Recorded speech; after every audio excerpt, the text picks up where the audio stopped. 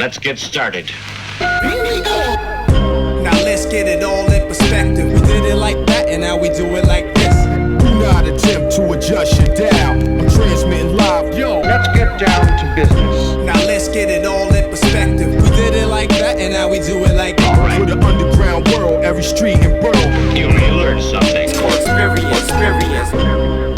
You are now listening to the Joe Rogan Experience with Chico, Simon, Kamar, and your host, Matt Floyd. Wow, so this week it was just like you didn't even care. Like a loser. Well, don't want to give anything away. Welcome to the Joe Rogan Experience. My name is Matt Floyd, joined as always by Kamar. Yo, welcome to the party. And Simon. Good afternoon, humans. What we do here is very simple. The three of us have listened to every episode of the Joe Rogan Experience this week. We're going to rate each episode as well as the week on a scale of 1 to 5 Jamie Vernons. And then we're going to delve into each episode, talk about the guests, the talking points, this, that, and the next. But first, Kamar, how was your week? Thanks for asking, Matty. I had a good week. Before I tell you about my week, I just want to tell everyone out there, subscribe to the Patreon. It's heating up there. We need your support. I got back on the horse after Wednesday night. We did those throwbacks. Yeah. And I hit the stage again, and it was much better.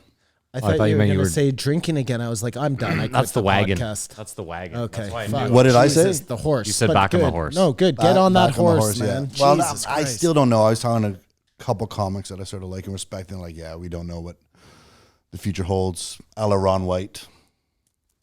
Who's no longer a comedian. Well, I think when we get into it, we'll find out it came all the way around. But it was good for the old confidence to get up and get some laughs. And that was a Because you're not getting any here. highlight of my week. Oh, that was the highlight of your week. All right. Simon, how was your week? Well, we know you're... Back in time. Gotta get back in No, time. there's no throwback. Oh, right. Sorry. Wrong. No, my week was good, Matt. Thank you. excellent. And yeah, we got a little bit of time off next week, so that's nice too. Excellent. Boys are going on vacay. Let's start. You won't come up for a day there? Well, it'd have to be Friday night or Saturday or Sunday. okay. We'll come up Friday night. I won't be there by then. What a dick. Yeah, he really no, won't for sure. How's your week, Matt? I won't. My week was fine. Just for all the listeners out there, Simon and I are out of town next week. There will be, this episode will go up, the post show will go up, but just so you know, yesterday we kicked field goals. So once I get back, I will edit that video. Hopefully it'll be up 2 weeks from now, let's say. But we did kick the field goals for you guys, so expect that. Just in time for the beginning of football. I think it would go up to your cottage, but since it's the last time, it'd be bittersweet. Does that Fair make enough. any sense? Not really. Well, I come up and like, this is great, and we're never going to do this again. Well, I mean, whatever. I just found that would be bittersweet. I guess it's just me. Fair enough. I hope you don't take offense. I don't at all, trust me. Do you want to run down the guests? Thanks for asking, Matty. This week was our first week in Texas. And thank God for that. I'm sorry, Kamar, but we know that you would have had a fucking nervous breakdown had he not. Well, I said I was at the end of my rope, but He was at his limit. I don't know that if being you said, remembered, it Matt. was a week full of glitches, and I don't know. It was a weird week. Started off 1533, the Podfather, Adam Curry. Followed up by the King of Texas, 1534, Ron White. Finished with a ex-fighter, Special Forces, 1535, Tim Kennedy. Yeah, whatever, sure. So officially the Texas Spotify era has officially begun then. That's what we're all in agreement with. Can we talk a little bit about the studio, just because I've had a little bit of time to digest on it? Sure. One, I want to issue Matt a small apology to last week. Not on air, but outside we spoke of whether it was actually a bunker, and I said no. I do now believe it is a bunker. I think they are actually underground. And this is what I think, okay? I think that, and I know nothing. I think that Joe's studio is very much like it is at the other place with all the fucking bells and whistles, you know, the gym, the this, the that. Yeah. But I think there's a part of it that's all underground. And I think he did that because in case shit goes down, he just grabs his family, he goes to the studio, he goes underground. And starts podcasting with his family. No, just, I'm talking like last resort. I think Joe has prepped. It's a bold prediction. That's a lot of crickets. Can't argue. Well, can't argue that point. That's I already quite said possible. It, so I didn't say all of that. I just said that I believe it seems like it looks underground. And I hate it, and it makes me feel claustrophobic when I watch it. I can only imagine being in it. I was thinking that if the 3 podcasts were all in the same studio, they all were different, lighting wise, camera angle wise. So if we rated just on the first one, it was a fucking disaster. Yeah. The second one, it was much better, and the third one, it seems that they sort of sorted out. But you'd think they'd have the wherewithal to do a couple practice sessions to look what it's like. But I think it was a shotgun podcast start. I mean, I don't know. Like, I'm torn with this whole thing. I don't know. I think, first of all, change is just different always. Yeah. Like, I was more comfortable at your basement than I was here, and now this seems normal. Yeah. And who knows how long it takes. So I think everyone will get used to the podcast, but the early returns was not a lot of fanfare. We got used to being locked up. Coronavirus. I think we can get used to Joe Rogan's podcast. I know we'll get used to it, but just We don't have a choice. change but is shocking and sort of like, I don't know if I like this, but I mean, what difference does it make if you like it or not? It's going to happen the way it does. Well, what kind of bothers me, and he brought it up in the Tim Kennedy episode, is like, fine, you decided on a whim to leave. You still have this product that you're supposed to provide. It also seems really, to me, like a terrible business decision. I would never sign I would never sign the size of deal that he did and then decide to absolutely switch everything up as that gets, like, I would have done it a month later or a month earlier, one or the other. Like, work out the kinks while you're still on the old thing so that once you get over to Spotify, everything's fucking smooth sailing. For example, like the Ron White episode, they had 2 of these like LED lights up in the background that weren't up in the other episode. And I was like, is this how it's going to, like, did they not plan any of this out? No, that's what I'm saying. It's shotgun. Let's get it going. Not to jump to the end, but like he said in the Tim Kennedy episode, Spotify's like, you're what? Yeah. Like, he may have breached contract. No, I don't think so. They may have said, we're paying for this studio, for this show. Like, they had no idea, which I think is really telling to how fast this decision was made. I think that maybe, the part that kind of baffles me is, like, Joe just finishes signing this like potential $350 million deal with Spotify, and it's still just Jamie setting up the studio. Like, get a whole crew of people in there, you know? Well, okay. I mean, I said that a bunch of times. Like, you're rich. You know, how can you not have a team of audio video guys in there? Well, it's the Twitter argument or the Facebook argument. Like, they were always like, we can't have that many people patrolling what, you know. Too many chiefs? No. Meaning, like, remember one of their arguments about not being able to, like, make sure At racist scale. shit didn't get through is because we'd have to have 20,000 people doing it. Yeah. Have 20,000 people doing it, assholes. You make all the money in the world. Not that Joe's an asshole. I just, you know, whatever. No, but it goes back to last week where Kamar was like, oh, Jamie posted a photo of his Mac Pro and was like, you know, production halted. And my big point, I was like, they're rich. Why do you not have a backup? I still stand by that. Like, I thought about that this week, my comment, and I was like, maybe that's just me being ignorant. Like, maybe that's how rich people get rich, is by just buying doing the smart thing and not. But I'm telling you, like, that is a business decision where when your business relies on one computer, it seems crazy to not have. Well, and to your point, look, if you own a store, okay, or a website, let's say a website company. No, let's say you own a store. A website company. Let's say you own a store and you're doing really well. You're going to put money back into your store to make it better. Like, Of course. And we can't argue that he hasn't put money back into this thing. That'd be crazy. A lot of moving parts. The ranch, the house, everything, plus the studio. What I was surprised, though, is I thought... Sorry, Simon. You were gonna finish. No. I just didn't want to get off that too because I don't think that thought's over. I mean, really, come on. Like, I love Joe. I love the show. They operate on a super shoestring as far as like the amount of money they bring in. It's like, really, what do they have to pay for, Maddie? You know? Listen, Simon, we also know that Joe is filthy rich and left California because he doesn't want to pay taxes. The guy has a money. Listen, we know he's generous, but we also now have seen this other side where clearly like money means a great, great deal to him. And I'm not even sure it does. Like, I think that Joe would have no problem putting money back into the show. I'm just wondering, like, I guess because they're such a small operation, and that's what we love, right? Is the fact that they can't, there's nobody telling them what to do. There's not too many cooks in the kitchen, blah, blah, blah. None of what you're talking about is too many cooks in the kitchen, though. Like, Joe can hire 5 hands for around the fucking, listen, I understand Joe is probably not a very trusting person.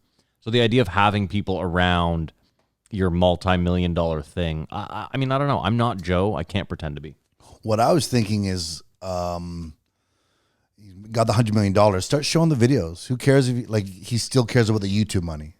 No, you know what I think? No, his problem was that was never it. His problem was like if I get another strike, my YouTube will be taken down permanently. And YouTube, he's leaving YouTube permanently. So. He's not, though. The clips will stay up. I'm sorry. And that's the other part. And they talk about it in Adam Curry. But like Joe was like, I have a relationship with Spotify. YouTube is too big at scale to deal with every individual person. Yeah, totally. But YouTube is too big to deal with Joe Rogan? Like, come on. How did they not have a working relationship? Well, hold on, though. Let me see. This is the problem is we look at Joe like huge fish. In that pond, he's not a very big fish. There's a lot of bigger creators on YouTube. Oh, okay. I'm just being dead so honest. Let's say in the world of giant creators, there's, I don't know, make up a number, okay? 10,000? I mean, I don't know. 10,000 creators bigger than Joe Rogan. Let's make up a number, 10,000. Sure. So that would mean they'd have to form 10,000 relationships. Like I said, your Google, hire enough people that you can go out there and form all those relationships. Why are you letting it run like this fucking Wild West and then... Well, hold on. I think you're looking at it like they make so, like, we're talking about Joe who has all this money and he doesn't want to do these things. They have so much fucking that bread. they just don't. That even they don't care. give a fuck. Yeah. No, that's you're such right. a small amount of money on their looking at it bottom the wrong line. way. I also think it's weird though that like somebody wouldn't reach out to Joe Rogan from YouTube and be like, "Hey, I'm your guy. If you ever have a problem, you come to me. If there's an issue, you come to me." Like, come on, that's not that hard. One of those people could have 100 accounts they're working with, It might be strange to think that there's just people sitting around who are really good at their jobs waiting to be hired as well. I also think, Simon, what I've started to realize is that we assume that these massive companies are just that, massive companies. I think in reality, maybe they're like, they occupy a small floor on a nondescript business tower, and that's it. It's like 50 people. And then they have some people all in the periphery, but I'm starting to believe that a lot of these big companies become so big because they have no fucking employees. Well, a lot of them contract out. Like if you take Rogers, for example, when a guy shows up to your that house guy doesn't work and for you're Rogers. like, can you tell your boss at Rogers? Yeah, I don't work for Rogers. And quality control goes down. Often those guys are like, I'd call Rogers and tell them they're fucking you. Like I've had those contracted guys out come and tell me like, you shouldn't be paying for this because they can't be giving you what they're offering. I've had Rogers in and out of my house so many times that now when I talk, by the way, Rogers is our fucking cable phone provider. It's our Verizon. Yeah. So I tell them, send whoever you want, but they have to work for Rogers. They better show up in a Rogers uniform and their truck better be a Rogers truck. Because I don't want because what happens is you get this other guy and if there's a problem, then they have to go back and they can't. It's a contractor. They can't phone home, But like we were talking about last week, Apple basically started a podcast and they do not care about it whatsoever. Dude, that is so mind-boggling to me because again, you're talking about like Apple saying, you know what, we're going to dedicate 50 people to this division. And those 50 people, because I don't know, was it you who said last week it's probably like 3 guys? Well, what I said was that I don't see how Apple generates money from podcasts, which is why they are like, go ahead. We had the market forever. We didn't make any money off it. We don't care. There's a way to do it. I'm not smart enough to have figured it out, but there's a way to monetize just about fucking everything. There definitely is. That's why Spotify's doing it. But you're forgetting that Apple is like, we make that, the amount of money we would make there is such a small amount that it's not even worth dedicating 50 people and hiring out. And Google's working on autonomous cars and other stuff. Can I tell you what the difference is here? Sure. And this is exactly it. And you guys both know this because you listened to that front line about Amazon. Amazon didn't care. Jeff Bezos didn't care what it was. He wanted it all. I get it. It wasn't enough. He would have never left podcasts on the table. He would have taken it anyway. I know, but you're forgetting. They already have it anyway. So it's not what the Apple is like. We're losing small percentages per year of a thing that we had 100% of forever. So for them, it's like if 5 years from now we only have 80% of the market share. Well, oh no, I'm agreeing with you in a way. Like I actually think they're all horrible. But as far as horrible goes and evil goes, I think Apple is the least evil of them all. And I think you're probably right. I think that maybe they have enough with all the money. There's no CIA involved in Apple. they're not even trying. There definitely is. I think it happened when he died. I think that's when they managed to get in. I think he held them at the gates for a long time. So Tim Cook is a gay CIA operative. Well, that would make sense. The with best the frogs, kind, Matt. because he can talk to Anderson Frogs, Cooper. gotcha. Right? Can we start the show? Yeah, I'm sorry. What was I going to say? Wow, shit. We haven't even started. the Amazon owns Twitch and something else, so they're in that space. show. Right. Oh, no. Everybody's in every space. And Maddie, this week is going to be hot. Sure. Hot, okay. hot electricity. Can we run through the episode? Guess wise, No. Well, what the we're gonna temperature. Talk about Oh, was, okay. yeah. Kamar? I'm not getting hot. I'm not. You want me to run through the guests again? He did it Oh, already. sorry. We're My good apologies. to start. Okay. So 1533. Sorry. Adam. We were going to rate the week. Yeah. Definitely going to rate the week before we That's what we start do, this yeah. thing. Yeah. We do have a whiteboard. It does say rate the week. With a huge fucking rate Massive the week. rate the week. Yeah. All right, let's do that then. Let's rate We'll start the with you, week. Simon, please. And thank you. I'm going to give this week, There's no Cokes in the fridge, are there? there might be one. No, I don't think there is. I'm fucking dying from caffeine. You want a Red Bull? No. Podfather. It's Adam Curry, Ron White, and Tim Kennedy. Pretty I'm going to simple. give this week a 3.5. Kamar. I'm going to give it a 2. Yes. I'm going to mirror that too. I didn't like this week. It's fucking ordinary. But there's a lot of reasons, actually. Do you know what I thought this week was? In retrospect, and you can say that about a lot of weeks, I guess, but it seemed very predictable. If that makes sense. I would guess maybe we already knew Adam Curry was coming in, so I guess maybe that's why I'm saying that. But like Tim Kennedy, I feel there's going to be a ton of hunters So many hunters, in Matt. this new era. They're Like all right there. I- I have it in my notes. like we might have to change the way we do the show, legitimately. Oh, Repeat guests I are would- never exciting. I would be so and nothing I look happy forward to. if hunters became MMAs. Yeah, no, we might. I mean, we'll see how the next couple months go, but There are going to be so yeah, it's going to be many. brutal. They're going to be It's gonna right be there, fucking and every brutal. time he doesn't have a guest, he's just going to phone up fucking Ben whoever.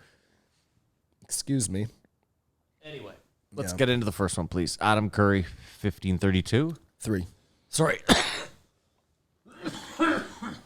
1533. The Podfather, Adam Curry, and Joe must have been thinking to himself, "Fuck." They all begged for Alex Jones. I said I wouldn't have him on. I have the Podfather on instead. And it might as well be an Alex Jones episode. Well, let me tell you what my problem was with this episode. How I believe this went down.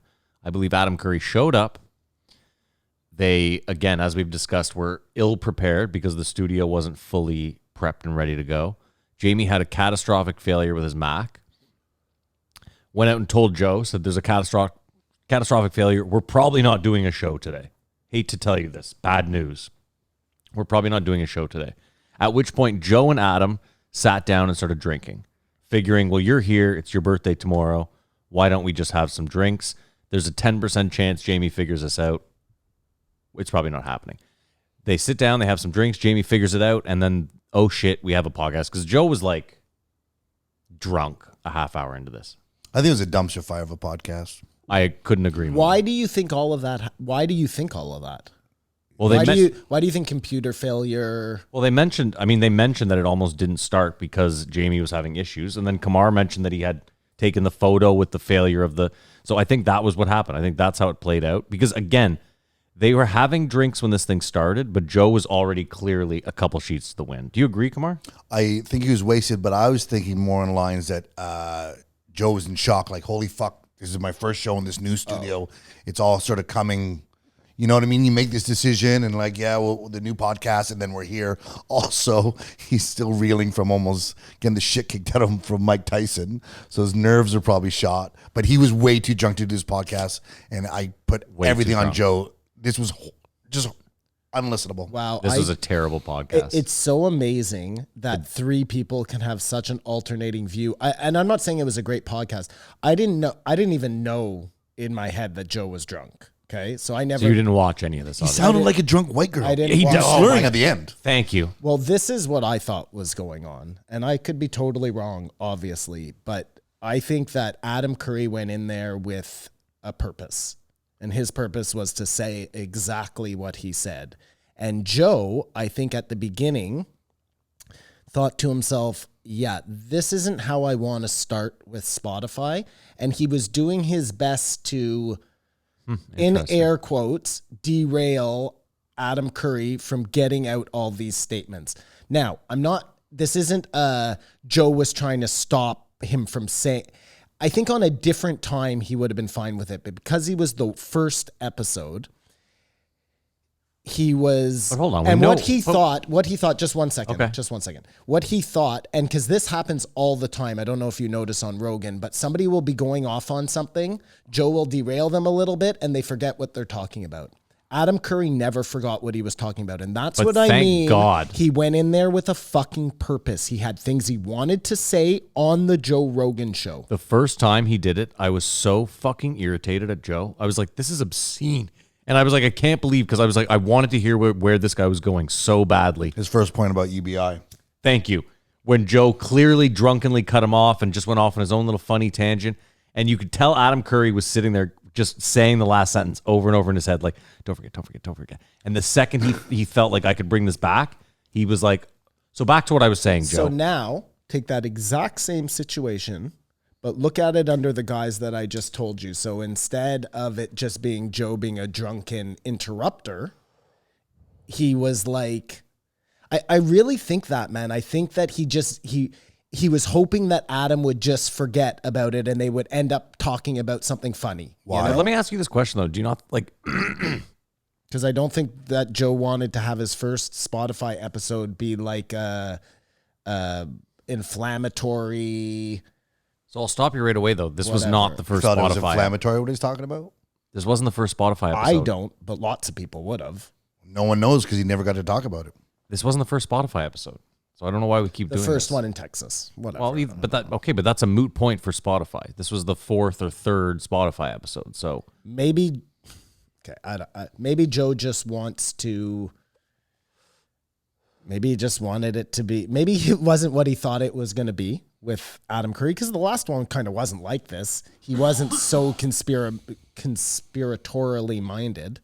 I truly believe that it was just Joe. I think that Joe was drunk and giddy, and Adam Curry was a little bit drunk and more like confrontational. I don't think when you're drunk, you have the wherewithal to steer a conversation the way you want it to go. I agree. He wasn't even listening to him half the Maybe time. he wasn't as drunk as you thought he was. No. He was drunker. He was so drunk.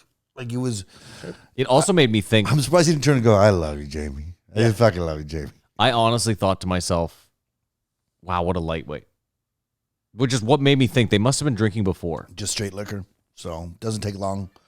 Okay, well, let's. Sorry, go ahead. Well, I was just going to say, I give Joe a break, too. I don't think he drinks often.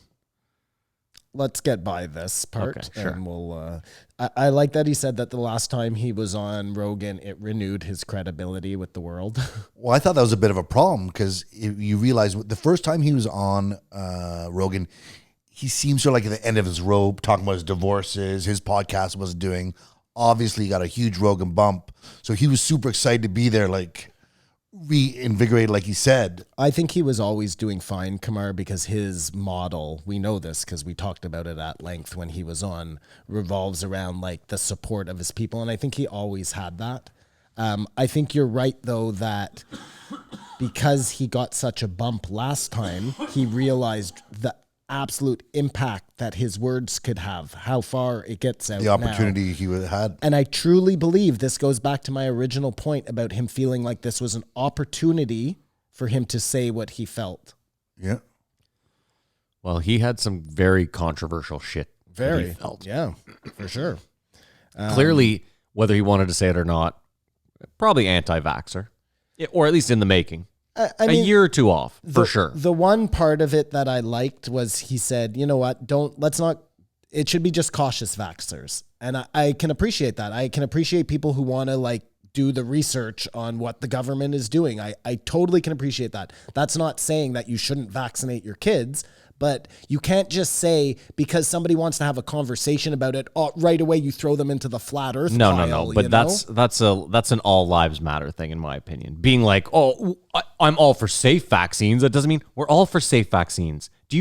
Simon, when you say you're for vaccines, or when I say it, do you honestly think that I would willy-nilly just anything the government gives me injected into myself? Or do you think that when I say I'm for vaccines, would like there to be rigorous testing and like... I think, Matt, that before I would have willy-nilly, I would have put it into me. I don't know what you would have done. I don't know where your head's at. You know what I mean? But that's the perfect example. I would have done that. I just would have been like, yeah, fuck, for sure. I'm not even going to think about it. Just do it. Yeah, but that's the problem is there like, so we talk like Tim Kennedy will get to it, but we talk about like the sowing of dissent and all this shit. It's the same thing. It's just this idea of the powers that be, like all these other superpowers, they don't want you to vaccinate. They want you to be an anti-vaxxer because then that makes our entire population sick and stupid and fucking... And the whole idea is what? We've known forever. They never, ever, ever in the history of vaccines said that 100% of you, A, it's going to work, or that B, there aren't side effects for a small portion of the population. They've known that forever. They've said that forever. That's never been a secret. So the whole idea that like, oh, it's not safe.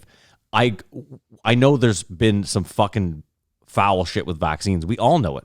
We've done fucked up shit with everything. We still have those things in our lives actively every day. Think about Volkswagen. They knew that their cars were a fucking death trap, yet they put them on the road. Volkswagen's still out there on the road. Okay, I'll put it to you the best I can, okay? Please do. Let's say this is all made up, okay? But let's just say that shit about them fucking up that vaccine that I told you about, the what was that? The polio vaccine, and killing millions and millions of people, their own children. Let's just say that's true, okay? And let's say there's a doctor who was working on that who was responsible but never got brought to justice, and instead of being blackballed by the society, he moved up to Canada, okay? He started working with Canadian vaccines, and he's involved now in the vaccines that are being given to my kids.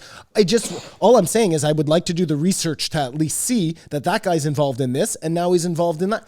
Okay, but hear me out. I'm not disparaging vaccines. Sure, but I'm just saying that was it. Polio was like the what, 1920s, 1910s? Yeah, I told you it was a bad example. But I'm just saying we live in a world now of checks and balances oftentimes. I get it. Stuff falls through the cracks all the time. I'm not fucking ignorant to that. But for the most part, we live in a world of checks and balances. And in that world, vaccines fucking work. So it's like I said, cautious vaxxer. It's not getting the vaccine. It's being diligent enough to do a little bit of research. But again, what more research? Than I would have done before. What I just told you, Matt, so at least if there's some glaring fucking thing going on, I'm going to know about it. But that's what I'm asking you is like, what? Okay, fair enough. We'll move on because you and I are just going to get in some ridiculous argument over nothing.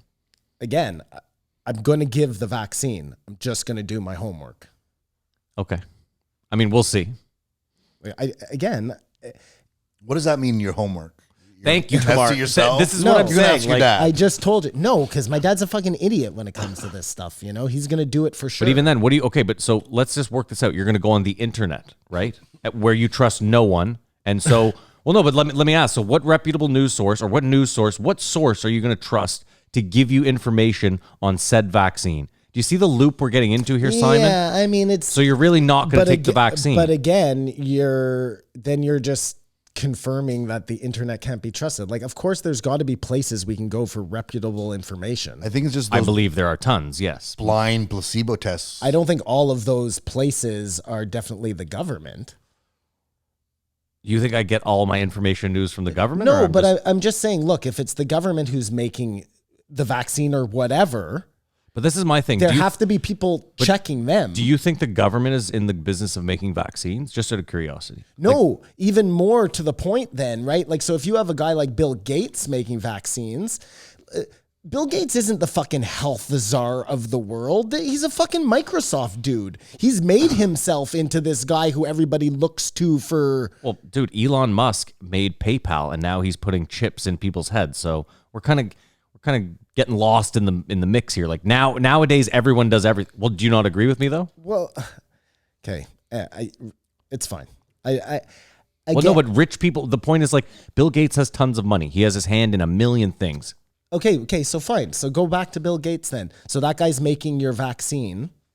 I want triple and quadruple checks on that, you know? But like I said yesterday, Russia's already started testing a vaccine, and you were like, okay, you're not going to take a Russian vaccine. But would you not look into that? Like, I don't understand why Russia would make a bad vaccine. They don't want to kill their people.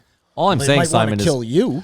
They're selling 1 billion doses to Philippines, United Arab Emirates, Saudi Arabia, like other people ordering them. well, they're not going to make a that vaccine. list fucking sucks. So We're just human beings. I don't know why we're like, those people are stupid, we're smart. Like, well, first of all all I'm saying is you could look into that vaccine, and if it turns out it's good, whatever research you're going to do. Let's just say, Kamar, just the most conspiratorial fucking side of this. Let's say Russia decided that Putin decides that he wants to take over the world like the olden days. Okay. he hasn't decided that. I think he's decided that already. What would be a really quick way to fucking wipe out a lot of your enemies? To give a vaccine to all your people? Because they're giving to Russians. How do you... And then they give a different vaccine to other people. Hold on, stop, Kamar. And I got to ask you, though, do you see what we've done here is in the 5 minutes, Simon, your cautious vaccination argument, you've already shot down. Like, everything we've put to you, you've already been like, I couldn't. No, I would never. This is the point I'm making is your idea that you're this cautious, and same with Adam Curry. You guys have this idea that, no, we're cautious vaccinators. It's just a facade that you've built up in your head so that you're not an anti-vaxxer. That's it. It's a thing that you've built up so that you can go to people and say, no, I am vaccinated. Why does it have to be anti-vax and vax? That's like, again, you're drawing teams for no reason. I'm not drawing Why teams. can't it just be, I want to know what the fuck is going on? Because everyone wants to know what's... So great, but I don't think that's the case, Matt. I think there are tons of people who are happy to just walk around knowing nothing. There are, for sure. It's easier that way. It just is. Okay, but again, so I've walked you through it.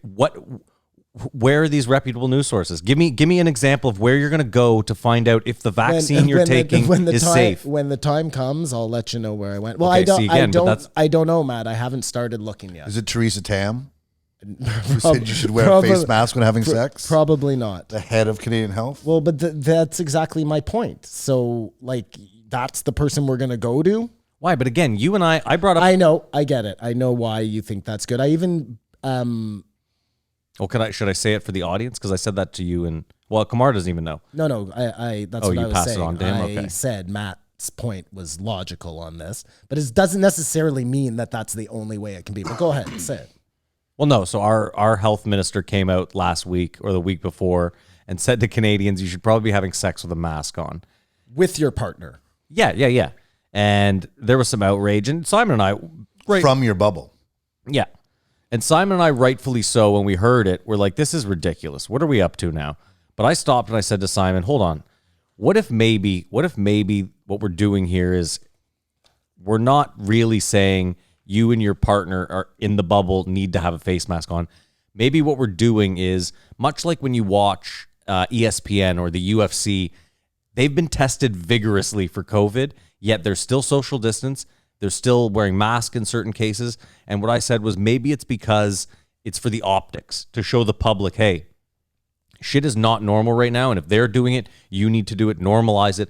So again, when she came out and said, you need to be having sex with a mask on, she wasn't actually saying Simon and his wife should be wearing masks when they fuck.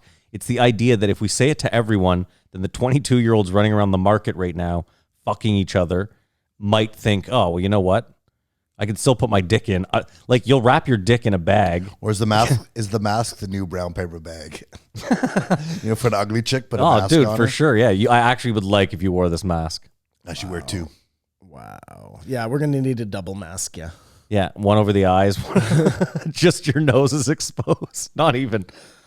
And I'm going to wear this gas mask. That's some gimp shit. Either way, Simon, I get what you're saying, but you don't. You're doing exactly. No, I'm not. You're doing exactly what he said people would do, which is. But again, that's the second that you put up any sort of questioning, they're going to throw you into the flat Earth pile, and, that's what you did. Of course, but that's what conspiracy theorists do. Is they say this thing where it's like, well, if they fight back, they're part of the machine and part of the problem in the government, and they're actually, and that again is a fucking.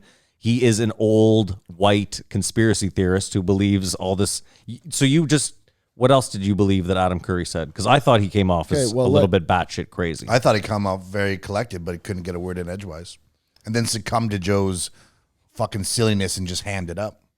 I don't think he was that crazy. The problem is there's always a half-hour discussion now on both sides. We have to start seeing our similarities and communicating, and that, you know what I mean? Like, it happens in every episode. It's like, yes, we know that, but I don't think they should. I think they should cut that country into 4 and just be done with it. but still listen to the other side. Well, sure, we listen to other countries. Mm-hmm. But what's happening in America is like, if you are any of these things, you're done. I hate you. You're dead to me. And it's vice versa. So there's no conversation whatsoever to get anywhere. It's so polarized.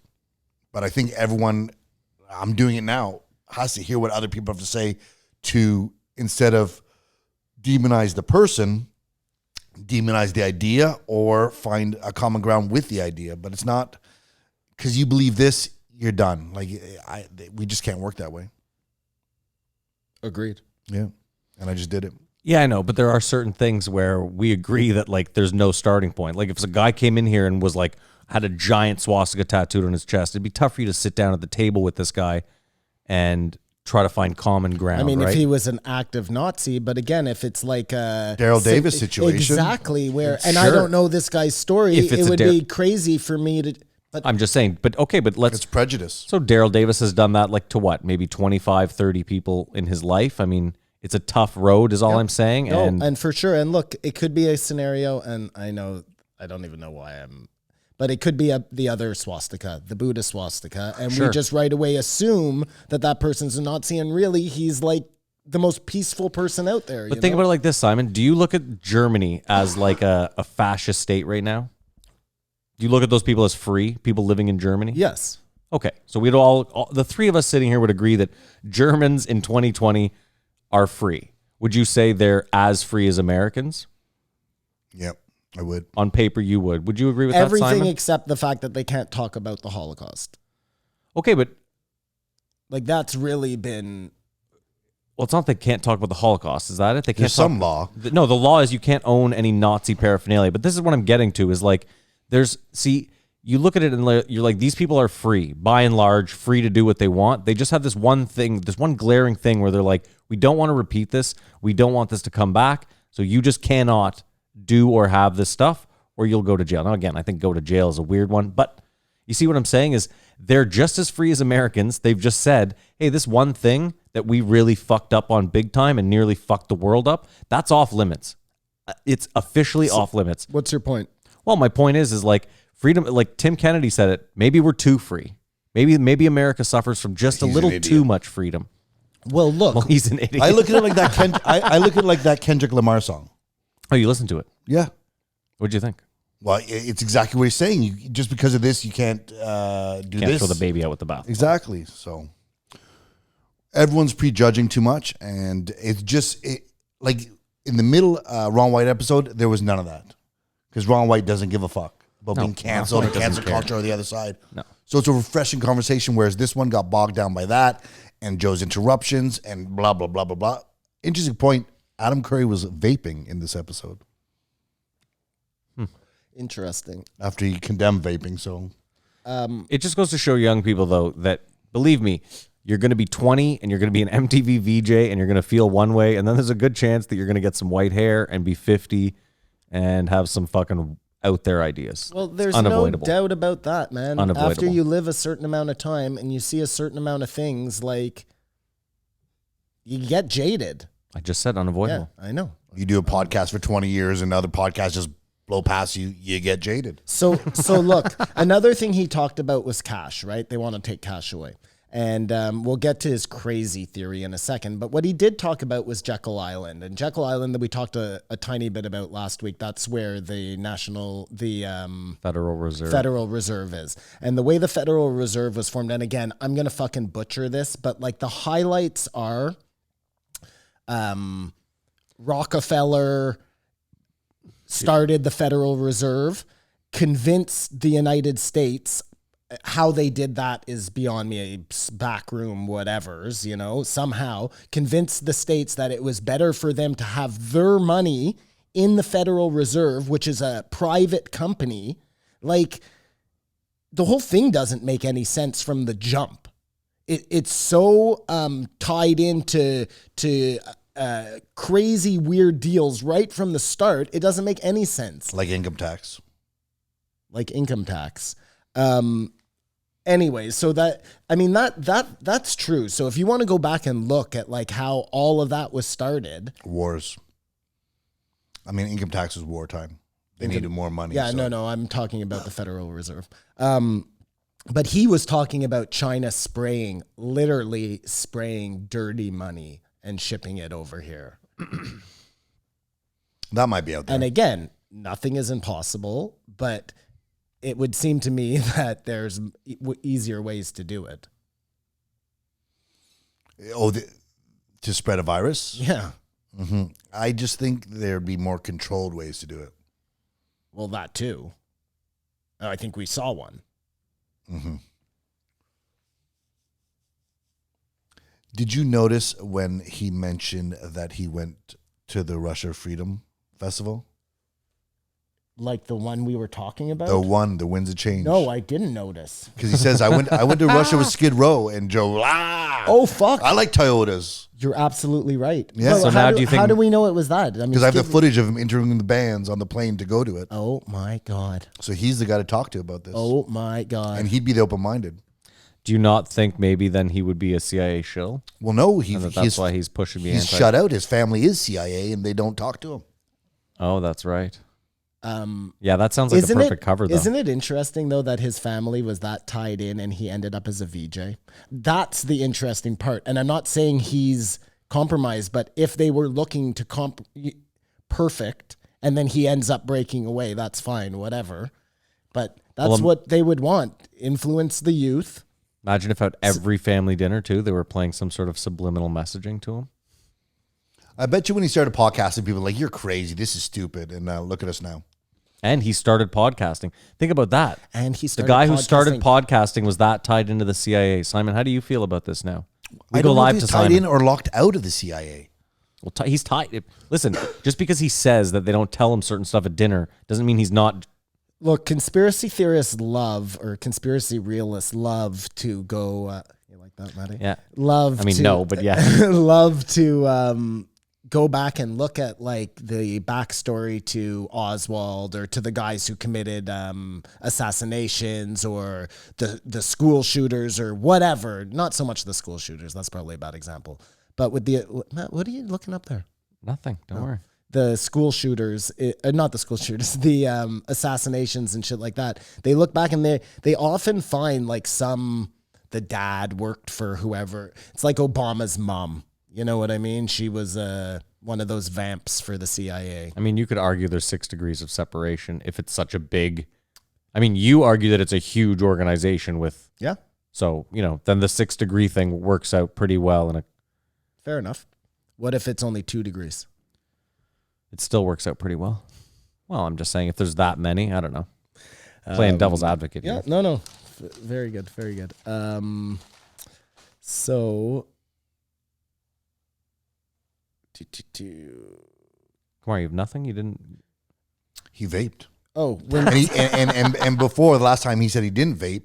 And the other thing is, you know how he's anti-technology and monitoring. He was like, "Yeah, I'd get the Elon thing."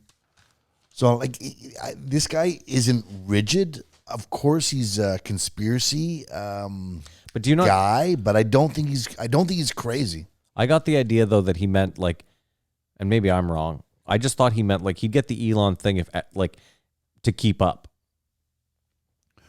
Well, he said he agreed with the ban with the communication thing because he wants to just be able to send an email with his head.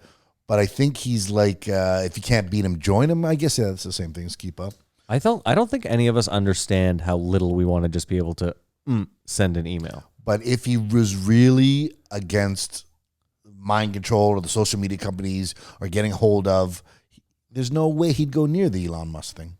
Think of how many texts or emails you'd send that would accidentally end in like, P.S. You have really big tits, or you know what I mean, or like, I hate you. You're a fucking piece of shit. Well, even let's take it a step back from that, Matt. You're pretty good. I know you've gotten off most of social media, but most of us sit there and we spend a long time on our phone and we think we're being entertained and we think this is what we like. But this is just, we've gotten used to it, right? Like, I think we can all agree on that most people have just gotten used to the phone being a part of their whatever, that we don't even remember the good old days anymore.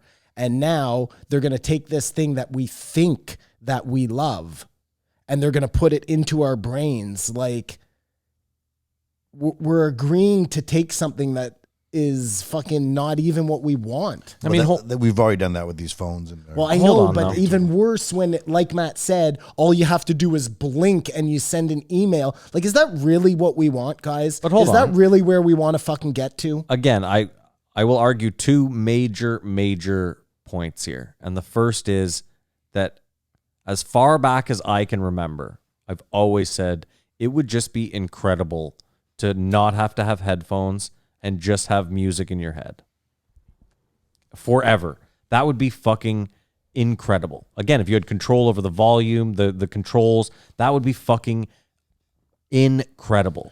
Also, it would be phenomenal if you could blink your eyes and take a photo with your perspective and point of view, not the way that, because a camera distorts the world, the lens distorts the world. I'm talking about you get to see exactly what I see. That would be fuck. So those are two things where right off the jump, and let's just take away corporations being in your head or being able to control any of that shit. Those two things right away on the basis alone would be incredible, right? I think as you can imagine, those are down the road. But what's first starting is if we can stop dementia with your grandmother or someone can walk again. I mean, those would be I incredible. think those are the initial beginnings. Like I've said, if you can imagine something, it's possible. So I never thought about those applications, but of course those would be able to be done. Or just record what you did. Yeah. I guess we're just too old, but There is that too. if you were born with those things, yes, I agree. It would be incredible. Those are upgrades to us, to human beings, that would be good. But the idea of it being given to me and implanted in me, I don't like it, man. There are already so many things about being a human being that you can't control, and you want to like, I don't know. just man. like the But new the idea of studio, this is change giving is hard. The idea of this is giving you more control. I think, Simon, too, the thing that makes me hopeful about this is that the first, like Kamar just said, is the first adopters are all going to be people that are all in a great deal of pain or can't operate properly, and they're all just going to sign up because they're like, listen, like I saw a video the other day of a guy who has, again, this is an implant. It is Neuralink. It just doesn't have the capacity to do what Elon wants. All this thing is an implant in your head for Parkinson's. It zaps this part of your brain constantly. It's just a constant electron on and off, and it basically fixes Parkinson's. It showed the guy with it off trying to eat cereal. He's like, I haven't eaten cereal in 10 years. And he can't do it. And then his wife turns the thing on, and it's not perfect. I'm not saying he's just smooth and silky, but he gets the fucking spoon in his mouth, and it's one of those things where you're like, wow, that's incredible. That, for all intents and purposes, is Neuralink. It's a company putting a fucking thing in your head. There's a weird disconnect where we see that and we go, that's incredible. Look what we've done here. We've really done it. But then when you hear Elon Musk be like, I want to do pretty much the same thing, but give you all these other That's when all of a sudden we're like, yeah, no. But you can watch it, you know.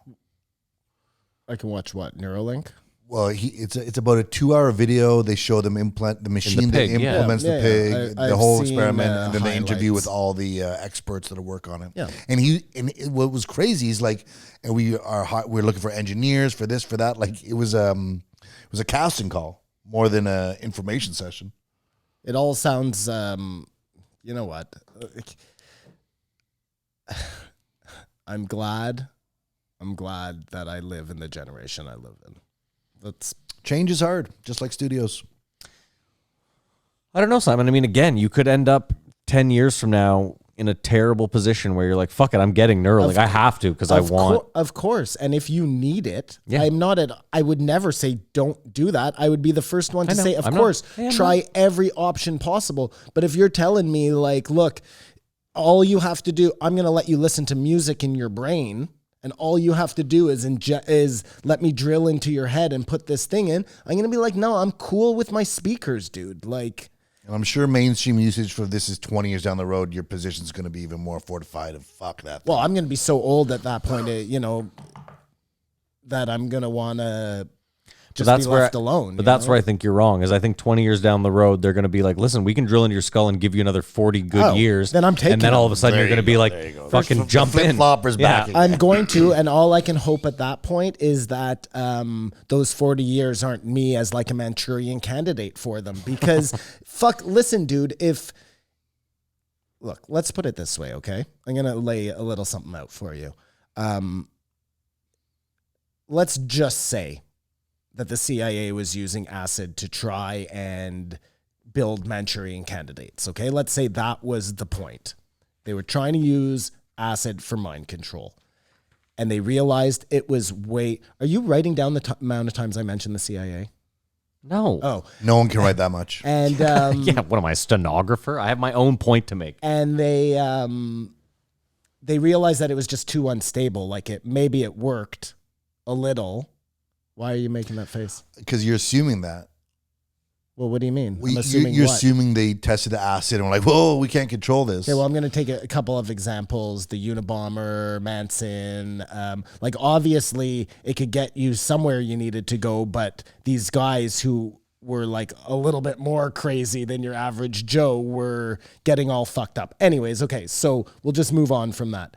From that, maybe they go to, like, whatever they're using right now. Maybe it's like VR. Maybe VR was the next big thing where they realize that we can like mimic DMT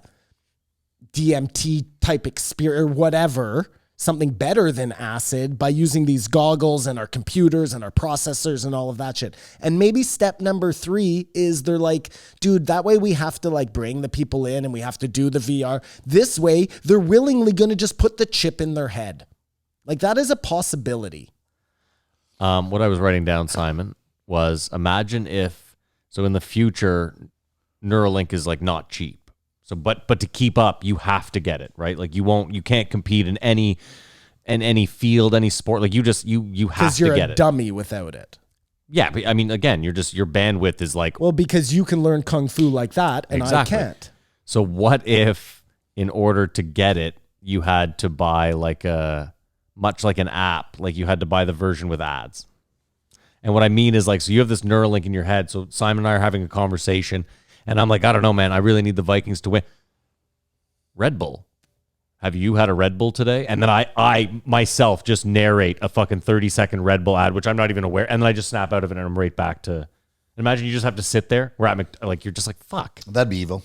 But that's to pay for it. That's what I'm saying. That's all right. That sounds just about right, Matt. No, I dude, if they need everybody to, okay, that sounds just about right to me. But I thought, know it does. It doesn't seem that crazy. Look where we are right now with these fucking phones, and if you can't afford an app, they'll give it to you for free, but you got to skip, and now all you're gonna have to do is say skip ad, skip ad, skip ad. You know, or maybe they don't even let you skip ad. Maybe those ads become kill the president. You know, like, Oh my God, that reminds me. I don't think you guys have noticed this. There's no more ads on Joe Rogan. no Cash App. Have you not noticed that? no. I didn't. There are no more ads on Joe Rogan. What? No, because I skipped a bunch of shit at the beginning. So what was he doing? I don't know. He does the Cash App still. Yes, he does. No, Yes, he no, does. no. Go check. Do you right pay now. for Spotify? We'll listen to the half. No, I'm listening ladies on and gentlemen. Apple. Well, that's what I'm saying. If you listen on Spotify, Oh, you're saying as of the time he goes exclusive, there will be no more ads. no, I'm telling you, as of edit it right out. now, when you listen on Spotify to just the audio, there are no ads. Okay, but he's still making the ads on Apple. Yeah, but yes, I understand. But yes, fine. So what You're I'm saying is it- on Spotify, when you listen, there are 0 ads Yeah, unless so you don't pay for in Spotify. December, Joe will be ad free. That's correct. Unless you don't pay for Spotify, then there will be ads. But I thought Yes, Joe Spotify and Adam ads. were saying the CIA is way past Midnight Climax, all that stuff. Like, you seem to be like fearful. Like, if we don't do something, they're going to do this. Like, they've done it. Like, No, that's exactly what I just said. They did. Right now is VR or whatever. and you're fearful someone's going to make you kill someone. No. I'm not really fearful of that. We're talking just, Kamar, look, if There's these concern people were in your voice, that's all. nefarious, if they were nefarious and they were trying to find the most quick and easy way to get into your head, which obviously they've been fucking trying to do for a long time. You know what I Jesus. mean? With this goddamn phone.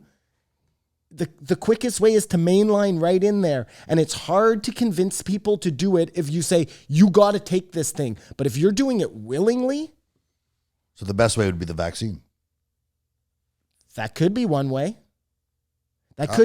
Kamar, that could be one way, or even a better way than that would be to convince you like you love it so much, like Elon is doing. It's just when you talk about this stuff, there's so much concern and like immediacy in your voice. You know what I mean? Like it feels like you're concerned. I know you're just talking about it for conversation, but I don't ever think about the CIA ever or what they're doing. I feel like a good portion of your day is dedicated to the CIA. At least I'm going to venture into 2 hours of your day is dedicated to the CIA. Since Winds of Change, Yeah. I told you guys this. That was like a weird moment for me where it flipped a switch and now I can see behind a curtain. And I'm able to I just wasn't even thinking about it before. And now I'm like, oh shit, that makes sense. I could see why that would be like that. That works like that because they're involved in that. And I feel like you need this information to avoid something happening to you or your family. No, nothing's happening to Yeah, I Kamar, got it. if it happens, look, you're going to be like a resistance fighter. You know what I mean? Nope. The whole place is going to shit. Except for Stephen Pinker. I hope that doesn't happen. I just think there'd be a lot more assassinations if this was happening. A lot of, yeah, okay. Like a lot more famous. Well, they're just the Russians still have to poison people. You know what I mean? I'm just kidding, Mr. I'm just kidding. Did I say that out loud? No, apologize to Ivan. But I mean, what was Adam Curry saying? Adam Curry was saying, look, I love your tech, but I hate your business ethics, right?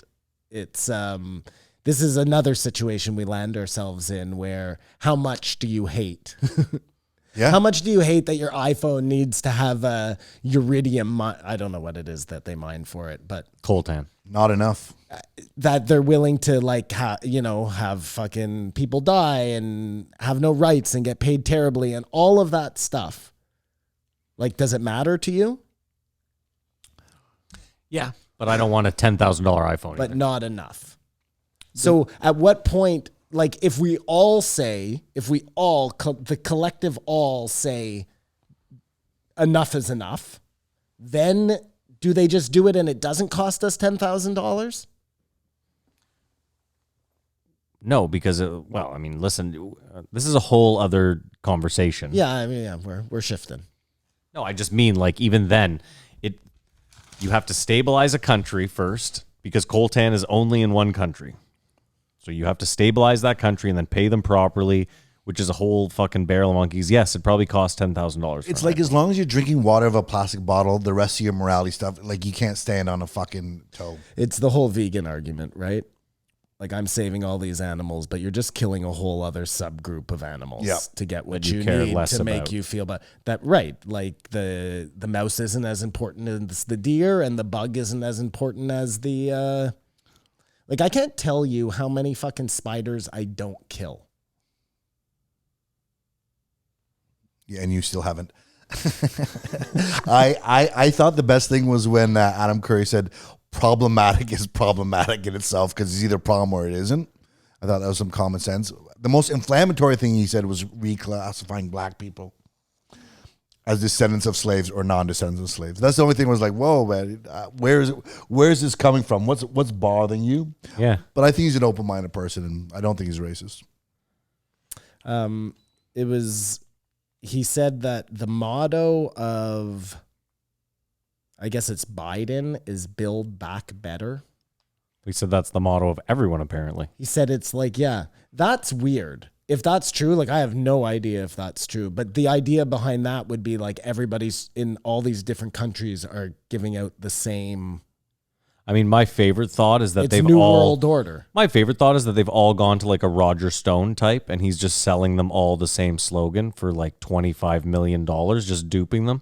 You know what I mean? Like that would actually surprise me less than Like, what you're saying. Have you ever read, I don't know why you would. There's a Dr. Seuss story called The Sneetches. I think I've talked about it before. I've never read it, no. They some of them have stars on their belly and some of them don't. And this guy shows up with a star off machine and it becomes this whole fucking, get stars and then they want stars and he's just making money because Putting stars back on and taking them off. and taking them off. Right. Exactly. So that's like Roger Stone, right? That's what I'm saying. They're just selling I this truly stuff. believe that's more likely than there's this one world order who's trying to push. Like, I just don't believe that we, the public, are that stupid to buy that. I believe that the politicians, are dumb enough to just sign off on like, yeah, build better back, sure, whatever. Kind of like why have I heard that? We Or why were is that the so Rough catchy? Riders, and there was another Rough Riders team, And they just did it anyway. in the CFL, which only had 8 teams.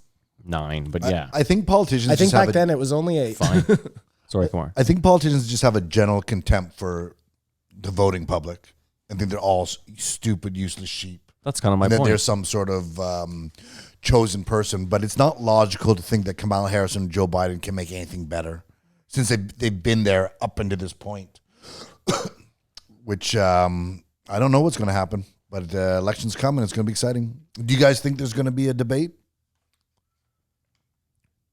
I think there will have to be some sort of debate. I agree, but if there isn't, that's a telltale sign. Because Trump will just go insane and like you won't hear the end of it, you know. Well, this that's coming coward regardless. won't debate me. Like that narrative will play out perfectly for him if Biden Didn't he just accuse hides. Biden of using performance-enhancing drugs?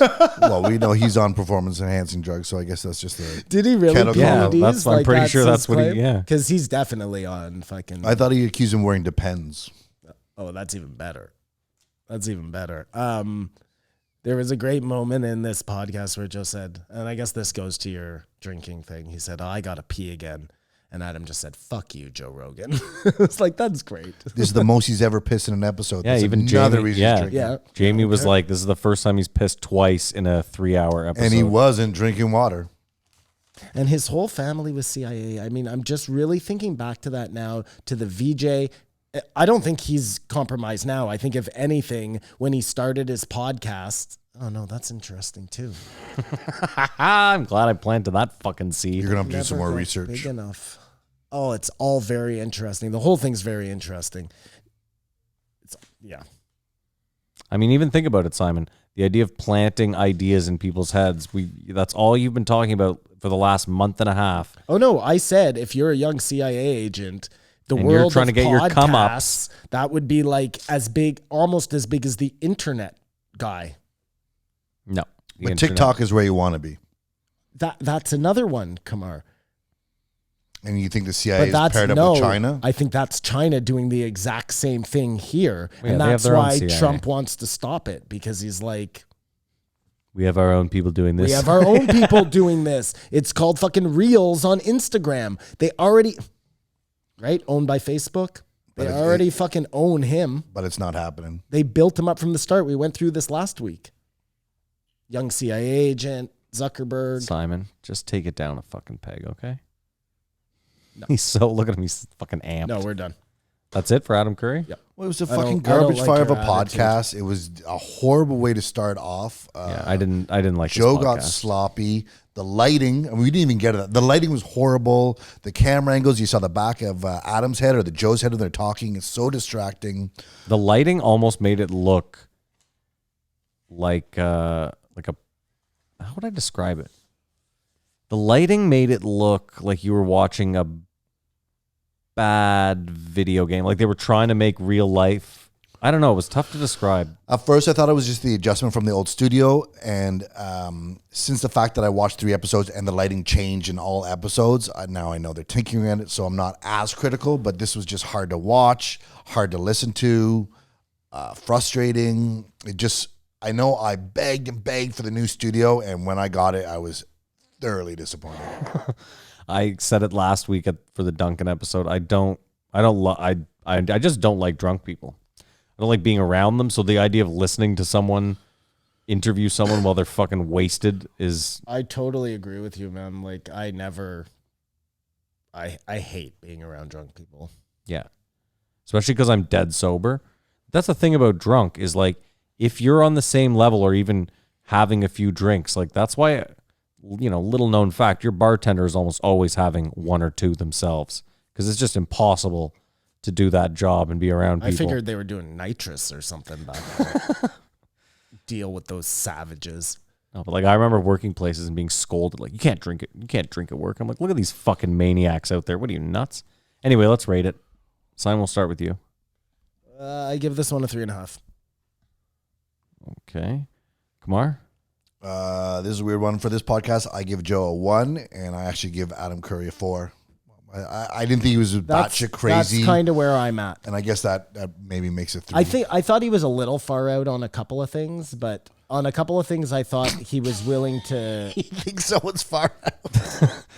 There you go. That shows you exactly what the fuck was going on this episode. I give it a 1.5. I just didn't like this episode. I thought it had potential though, because Adam came with his agenda, whether you agree or not, but he wasn't able to articulate his points. Plus, he has the Tourette's. So if you watch it, he's always blinking. And the more he gets interrupted and off his point, you're saying in his head he's just holding on that sentence. He blinks more, so it was a little bit distracting. But I'm not gonna hold it against his handicap or whatever. There was a point where you could see in his face how agitated he was. I think like how drunk Joe was. And then he just succumbed and said, "Okay, we'll just be silly and yuck it up." Yeah, no, you could tell there was literally a point where he was like, "Well, I can't have a real conversation He's here." a consummate broadcasting professional, and I hope. It's almost like when you go on a date with a girl and she gets too drunk too early, and then it's just a total fucking mess, and you're like, "Now I can't fuck her because she's too drunk, and I'm just out with this moron." That is the worst. Well, maybe Joe just he saw what was going on, and he thought, you know what? If I stay sober, I'm gonna have to argue with this guy, but if I get drunk. Well, I can just let it go Yeah. off the rails. Hey, Maybe, listen. I have no idea where Joe stands anymore, which is the most surprising thing. I think me- after all these episodes, after all the years, they're like, I know Joe's lying, but I have no idea. Well, anymore. me either. I have no idea where he stands anymore because depending on the guest, I find it's a totally different Joe.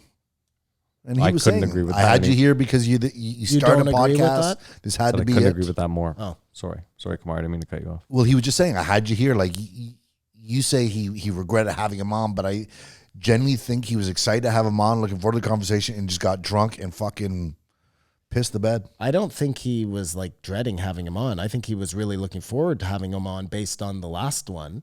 Mm-hmm. And I find that this time Adam Curry came in with points he wanted to hit, and he had an agenda, not a terrible one, maybe just one that he didn't think was being articulated by the masses.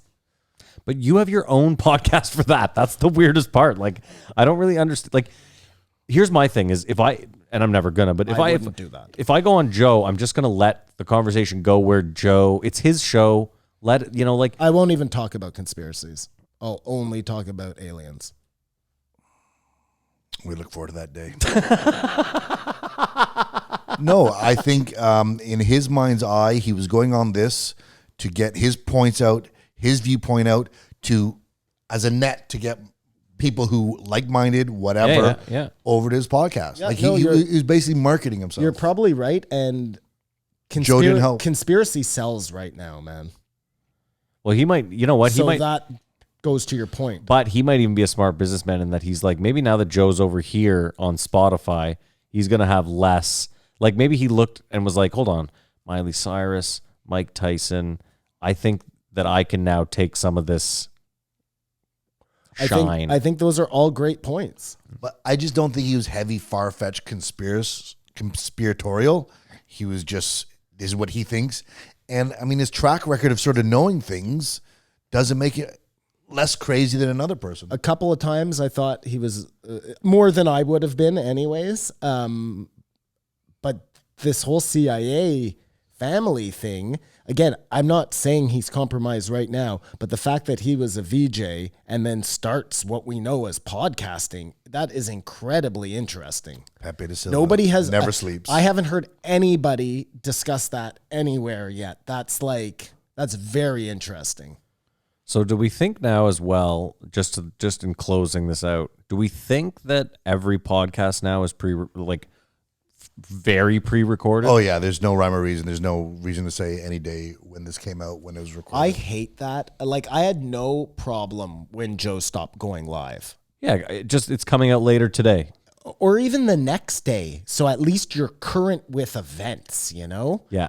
Like, what if getting real there's something frustrating. big that goes on and they're like, Yeah. haven't happened yet and they're talking like it has? They can't do that. That's not okay. This is what we call a slippery slope. It's not okay. Well, no, but he's going to get caught because, like you're saying, he's going to make a joke about something, and the next day, some big shit will happen, and he'll be like, "Oh fuck, Jamie, I mean, again, they'll probably just edit Or it out or some that's shit." what I was but- going to say. Or it just gets edited out, and then you're Which is like, even worse, well, though. that's even worse. Well, I not don't- even worse. I'd rather they edited out a small chunk. I Again, don't like any of it, Matt. Hold on, I often do this when we edit stuff out.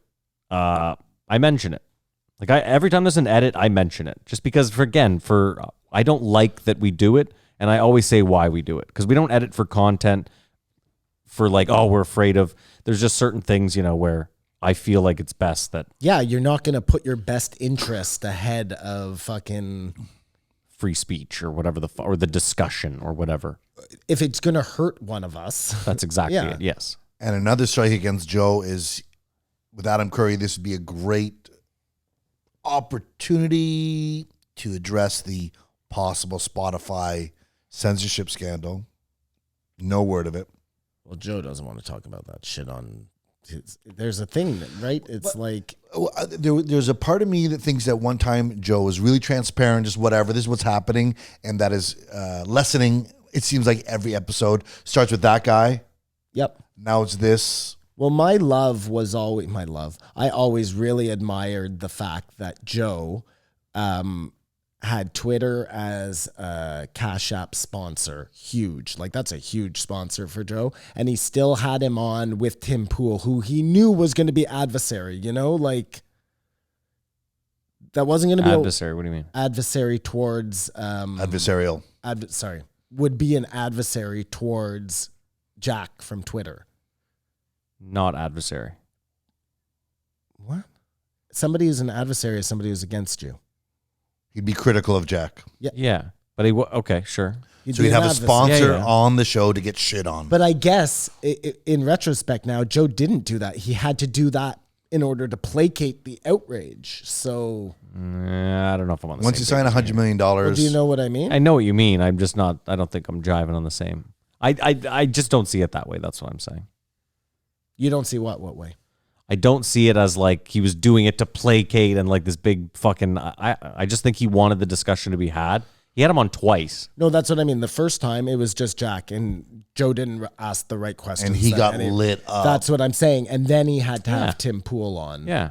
He said that's why he But had it again, on. he wasn't scared to get them all in there, even though Jack Dorsey was patting Joe's pockets, I don't know. I think he didn't bring it up because there's no issue. And for him, it's a moot point. Like we did the Pete Johansson. So what's he going to do? He's going to come and say, hey, Pete Johansson wasn't censored. Like I get that Alex Jones was two of them, but I truly believe Joe is like, I'm going to have Alex Jones on next week.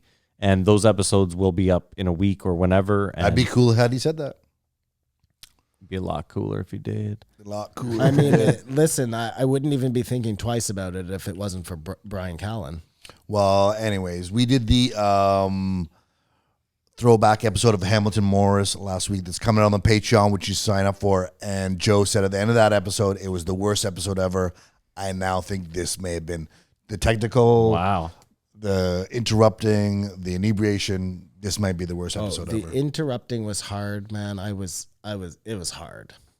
I would not recommend this episode to someone. Yeah, I'm gonna have to go back. You gave it a 3.5. Yeah, it's too much because my problem is I don't want to punish Adam Curry for That's not how this works. cluster. That's not how this works. Yeah. That's why we don't rate the people. You rate the fucking it's episode. It's a 2.5. I like Tom Hardy. Sure, he's made a bad movie. You know what I mean? Like It's a 2.5. Which movie is the bad movie? the Tom Hardy's made. Capone?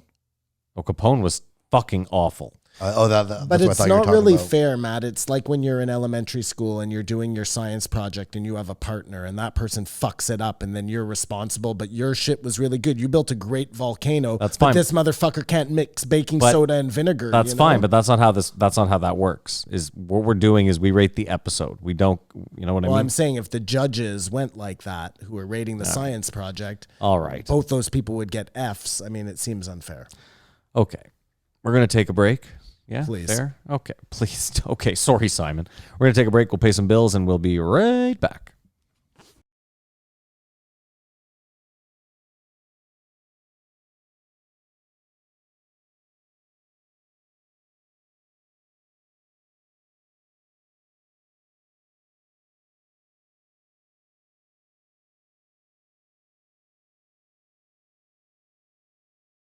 $15.34 Ronald J. White. I declare this was a saving grace. I don't know if it's a J. Ron White is always a saving I'm grace. disparaging him there. Well, I'm gonna find out. initially, it was weird when he was like, "Yep, I'm hanging him up, Joe. Had enough. I can't do accents, but that's sort of like the reality, and I think it sort of bummed Joe out just initially. Like, you're quitting? Yeah. Well, I haven't written a joke in 6 months, and I don't know if you could. Well, you could do it. You can get back on it. I don't know, Joe. And I mean, he doesn't have to.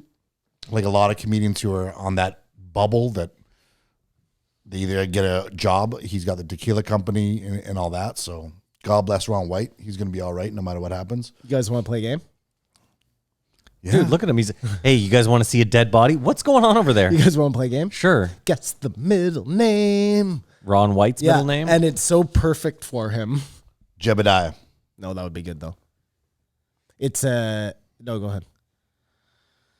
I know his middle name. It's Tater Salad. No, it's D-E-E. Good for him. Wow. Yeah, like D. Williams. Yeah. Great name. Great name. So not J. I'm sorry. Ron D. White. Sounds like a porn star. What's Texas's state motto? Don't mess with Texas. Live free or die? No, that's Connecticut. No, It's it's don't mess Hampshire. with Texas. It's Don't mess with Texas. I think you're right. But he was saying at one point it was, if you come to Texas and kill someone, we'll kill you back. And I think that's pretty. I think that's the unsaid. The unsaid, I guess. Yeah, sure. But that would be a good state motto. Just let everybody know what you're about. Put all your cards out on the table, and then you know if you're coming to Texas with ill intent.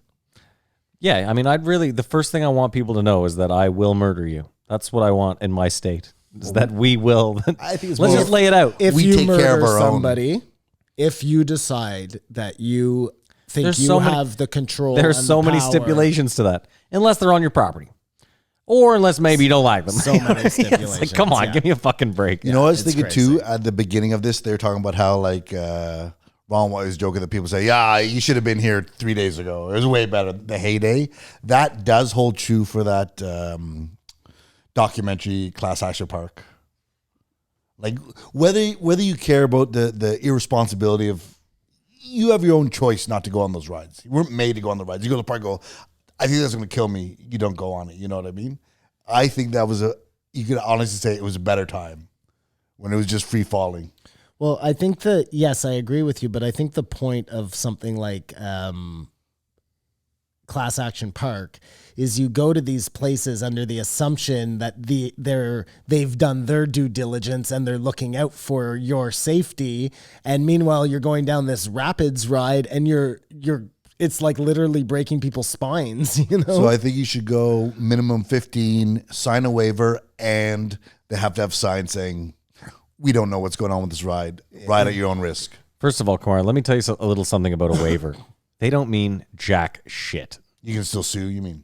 Well, of course, neglect is neglect. You can't sign away neglect. That doesn't work. But you if they put signs up saying we've been neglectful, it's up to your decision. I just didn't well, understand. where were those signs at Class Action Park? We've been neglectful. Yeah, I mean, listen, if they had a giant sign at the beginning of the ride that said 3 people have died, Yes. you would definitely think twice about getting on that ride. You'd get to the top and you'd be like, nah, yoinks, right back down, you know? And I just think it that was a better time. Kumar, I'll put it to you Just this a way. wilder I'm with time. Simon. I'll double down. Though. There was a sign with the owner outside that was like 5 people have died here. He's paid 0 of the fucking lawsuits to these families. Ride at your own risk.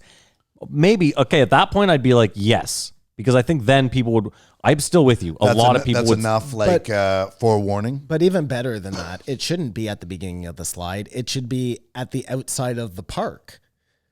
That's Before what I you said. even That's what I drive meant. in, Yeah. right? Like, because you would just turn your car around and go somewhere else. It's like south of the border. Have you guys, I think we've had this conversation. You guys have ever been to south of the border?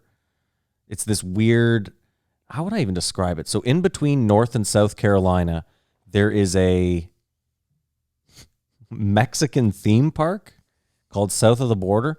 But for 200 miles in each direction leading up to it, there's, I'd say, Signs? a sign, Oh, that's the best. a sign every half mile that's super fluorescent. And it's like south of the border, 199 miles, 199 and a half miles. Can I ask just a weird question Sure. before you go on? Yeah. Is North Carolina or South Carolina near the border? Nope. Okay. Nope. That's the Just weirdest smack dab in the middle. thing. Super weird. It's basically like a Mexican theme park truck stop. It's so tough to describe. We'll have to Google it sometime. My point is though, is if the drive in to that park was instead of like 10 miles to south of the border, it was just like a photo of a dead kid, like a spine fucked up from the lazy river, or You can make a fair The decision on your number way. of There you people go. who have gotten food poisoning from the salsa, you know? yeah. How about this? Someone got electrocuted in the lazy river. Like that's one where I'd be like, I can't go here. That was the most egregious of the Oh, injuries. was it ever? I think because the other one, the guy was drunk and drowned in the wave pool. The other guy maybe went too fast. Like the park was negligent in letting people do it. I know what you're saying. But certain actions were like, I bet you the individual contributed to the problem, whereas the one where you just get electrocuted by Oh, that was insane. Well, were those boats so badass? Well, and, were those yeah. boats so badass? You'd be like, oh, I don't want to go in there. It's dangerous. No, you're Imagine in the there. situation like for the lazy river, which is where that guy got electrocuted, isn't it? The lazy river. It was some sort of I think he was in the kayak. motor park. It was like a the kayak ride something. But then why would he be out of his boat? because you fall out of your kayak. Because there was no fucking anyone watching anyone. I thought it was a lazy river. You know what those are, right? Yeah, Where you I just love sit lazy and it goes- rivers, yeah. and imagine that situation where you're like, yeah, no, I'm not going on those dangerous rides. I'm just staying in the lazy river, you know. And Yeah, and then you get fucking electrocuted, yeah. They're all It's just- crazy. Ugh. But we'll get off this Yeah. because the thing I wanted to say, people I'm sure in Texas now are going to be saying, it's all gone to shit since Joe Rogan moved here. Yeah, all the hippies. Joe Rogan brought all those pussy hippies from It's a big enough California. move, Yeah, you never know. It might go that way. But it seems like, big enough state. I don't know. It was interesting when you find out that Austin has German heritage, eh? It's weird when you find out that like everywhere has German heritage. Matt, this is Serious. Hey, Like Kitchener, yeah, Ontario. that's what I was going to say. okay, so just hear me out for a second. Sure.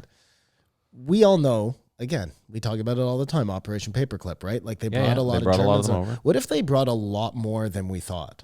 Hold on. Let's back this up one step and do the Germans a favor.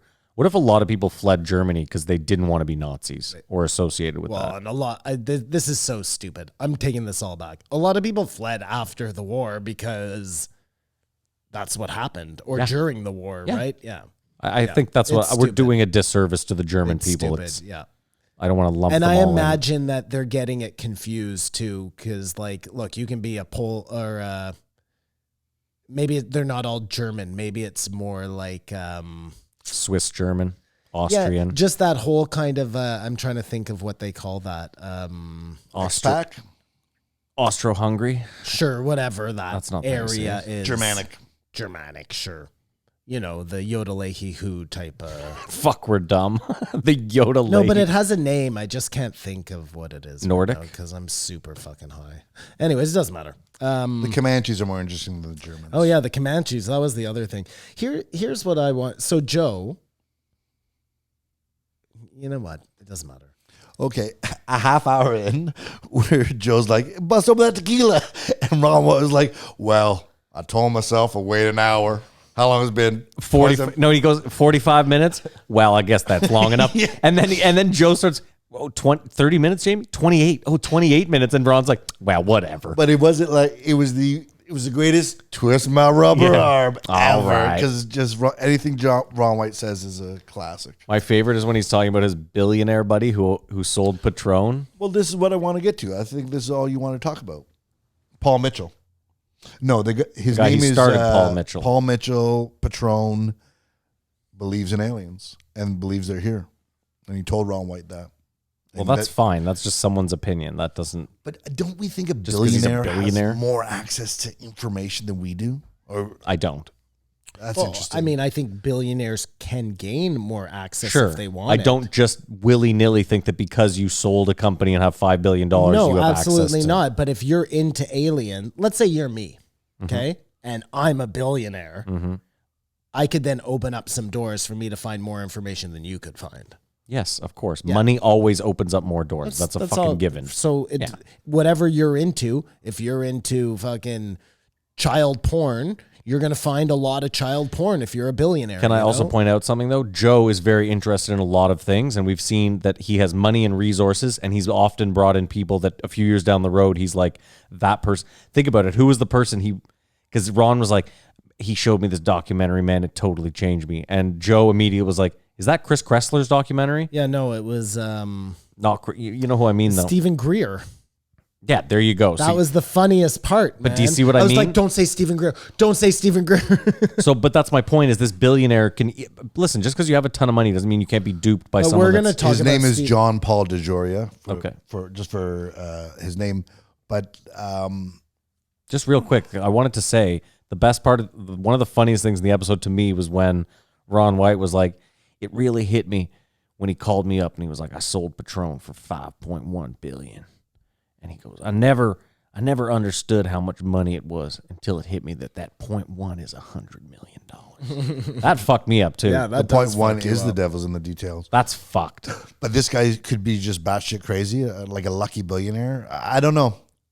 So just before we jump on that, Kumar, we were talking about the Comanches, and I thought we've breezed over this a couple of times, but the idea that whoever I guess it was the Texans, invited the Mexican people over and were like, we have all this land for you, just come and live. I think it's the other way around. I think there's Mexicans. We're getting Americans to live there. Oh, A buffer really? between them and the Comanches. Either way, whoever it was who was mastermind in that plan, like, that is fucking brilliant. Like they're in the real estate office and the arrow comes flying in. Oh, don't mind that. Yeah. No, it's you can only be here for 5 minutes when the Comanches aren't. It's like when you live beside the subway. You know, they only show you the apartment for 5-minute intervals. Just hear the screams outside. That's a train. Don't worry about it. Don't worry about it. His hat's hanging on something, and then another arrow comes in. And another hat flies and then, up. Yeah. And then he takes don't worry. Yeah. takes his hat off and puts it over the arrow. I mean, It writes itself. that's what they were doing. Yeah, I know, but it's so like nefarious. Are you sure it was the Mexicans? I'm pretty sure Is it was it the Texans nefarious doing or that is it to just the Mexicans. self-preservation? Like you're like, either way. I mean, yes, it's self-preservation, but like, do you have to use other people as your fucking human shields? Probably not. You could probably build a wall or something, you know? So this is your lot. You can put your shit house there. You can put the bedroom there. It seems like a lot of arrowheads around here. Yeah, you're really lucky. But You guys are then, chanting. Anyways. because it was the Americans who decided to kill them, right? With the revolver. It was an American who figured it out. Well, he had to because the Comanches were able to unload so many arrows at once. Yeah. Someone's got to do a remake based on Joe because they've been a lot, but now that we know some more technical details. What? Last of Mohicans. I mean, that's Yeah, I should really kick-ass rewatch that. fucking Indian shit. Is Daniel that- Day-Lewis. I was gonna say that's Daniel Day-Lewis, man. That's got to be pretty fucking authentic. We did it for the movie game, but was it weird when they're like We didn't do Last of the Comanches. Last Last of the Mohicans. No Mohicans. Mohicans. That's the shitty straight to DVD version. Last of the Comanches. wow. Final Last Comanche. of Mohicans is a classic, but Starring Dave Lewis. when they're talking about Joe was like, I've talked to a lot of them, and they like being called Indians. Yeah, I was like, Joe, you had one white woman on that said that they like being called Indians. I was like, I'm still not there with you, I buddy. need to know a sample size of Yeah. how many people you talk to. That's said what that. I've been saying. That's what I was saying before, because Joe's like, I've been doing a ton. I've read, 9 books about the Comanches. Like, we don't know what we've been through this before. Is it a white guy writing it? Is it a Comanche writing it? Like, what's the slant? What's the? Let me give you an example. I was with 5 First Nations people last summer, and I was telling them a story. And in the story, I had to mention that there was an Indian gentleman, Dot, not Feather. And I go, yeah, this Indian guy. And they all were like eyes on me. And I was like, Indian, the country. And they were all immediately like, oh, yeah, you're good. So trust me. The sample size that Joe has, Kamar, I don't think is big enough. Those people are just bad for looking for it like that. Like, give you a chance to finish your story. Unbelievable. So now back to the aliens.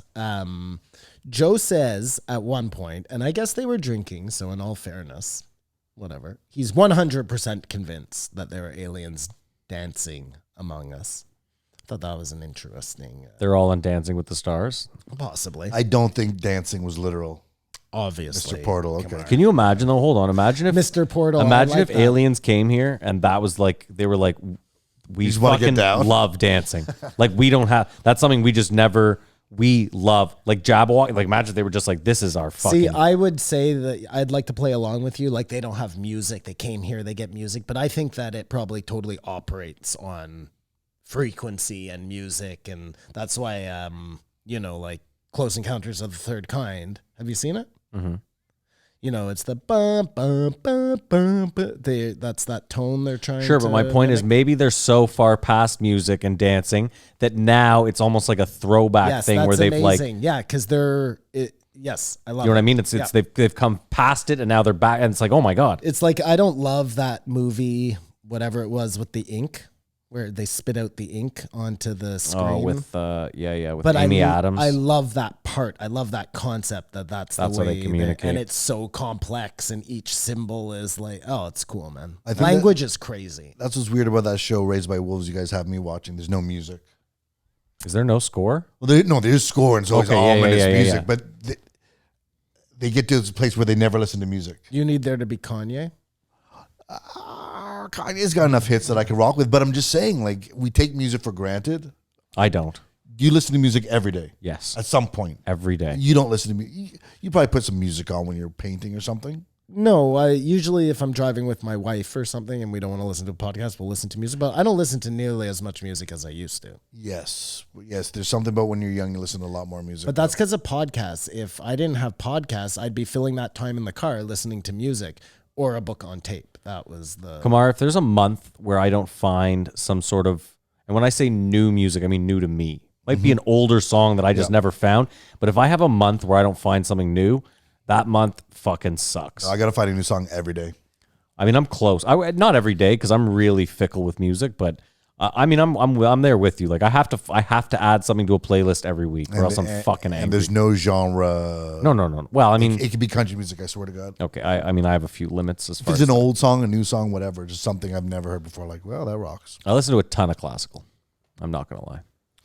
I listen to a lot of like old music because I have a record player. So like we buy old vinyl, I bet when you're riding with Ron White, oh, that was the story You don't like that. where the Fucking hipster. I know, douchebag. where the aliens he was talking about the billionaire because he was going to buy a boat. Yeah. And he goes to the billionaire like, yeah. So I think I might have to get rid of the plane. This is like, well, as long as you don't have a boat, you'll be fine. Because Such a money drain. well, that's what these young kids spend their money don't realize about depreciation. Can I ask you a question? I'm pretty sure I know the answer from you. But the whole Tic Tac UFO incident with Colonel Fravor, that whole thing. Yep. Do you think they saw exactly what he says they saw? Like, do you believe in that whole scenario?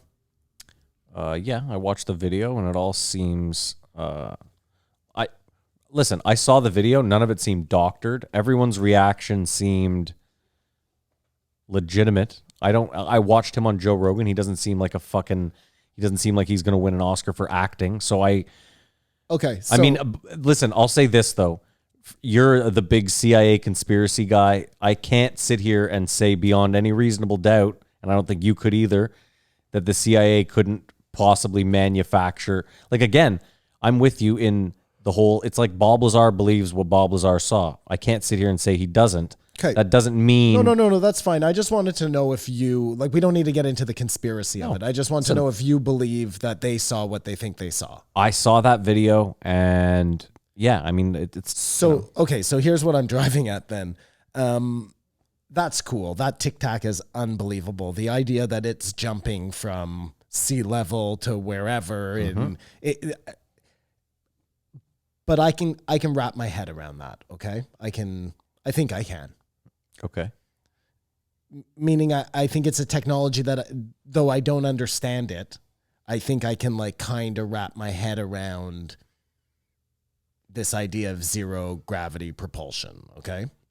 Sure. But if we believe that they saw all of that, then we should also believe that they saw what they say they saw in the water, which was a massive T-shaped type craft that was just breaking the surface. Okay. You with me? We're with you, yeah. It's just breaking the surface. You sound like Peter Stromar there. Now I can't even see his eyes because of the sunglasses, so I need like maybe a little smile, you're engaged, something, yeah. That's a huge mystery, like whatever was going on down there. And then it started me thinking like, okay, if you saw a UFO one day, all right, in the sky, it would be insane. I don't even know. It would probably rock our world. But because we've kind of been, we've seen in movies and whatever, UFOs, and maybe your brain can handle it, this zero propulsion thing moving around. I still think my little brain would explode.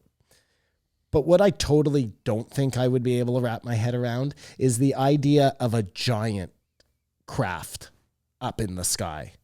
I think that would be way too much for my brain to handle, or for anybody's brain to handle. Like from the day to day as it just floated there? As it's just there. Like, look, it's one thing. Cars are crashing. Just hear me out, okay? There's one thing to see this little UFO bouncing around, doing shit, whatever, floating. It's insane. It's crazy. But we know that planes can float, can fly. So it can be done. Something a mile long up in the air. I don't know, man. It would just be fucking weird. People could just keep going to their work. It'd have to be so big, like for it to be seen in multiple places on the planet. Like so big. Well, remember I was telling you there's a rumor that like in Antarctica, there's a buried UFO. A buried UFO. Or even better than that, look at the Phoenix Lights. We've talked about this before. Everybody thought it was a formation of small UFOs, but some people were reporting that those were the lights on the bottom in a V shape, and it was actually a massive thing that was going over Phoenix, But what I'm saying is if there was a spaceship the size of Antarctica floating over Australia, we couldn't see it from here. I don't think. Well, if the world was flat, we could see. That's possible. But like the world's a big place, and the scope of the spaceship you're talking about would just, Well, just the fact how many universe divots are in there? Rivets is a massive place, and space is so huge that a ship like that is nothing. But to us, where we have a reference point of what's big and what's not, I think it's more like the machine that builds the huge turbine for the generator, the machine that builds that machine, the spaceship that's bigger than the moon. It's fucked up. Yeah, man. Yeah, just wrapping your head around any of those concepts is, again, maybe too big for like our monkey brains, And that's why the CIA and the powers that be won't tell us. Maybe. So great talk. I love Ron White talking about the old boys, and he talked about the Blue Comedy Tour, which is basically what he got Collar famous. Comedy Tour, yeah. Blue Collar Comedy Tour. Quick game here. We're gonna play the movie game on the Blue Comedy Tour just to get your brains ready. But Okay, what? Sorry. That was a What movie? is a blue comedy tour? Blue Collar Comedy but that's Tour. not a movie. yeah, it's a movie. That's not a major motion picture. I don't think it's going to be fun. But I need to know the budget. How do we know the budget of that? You can guess.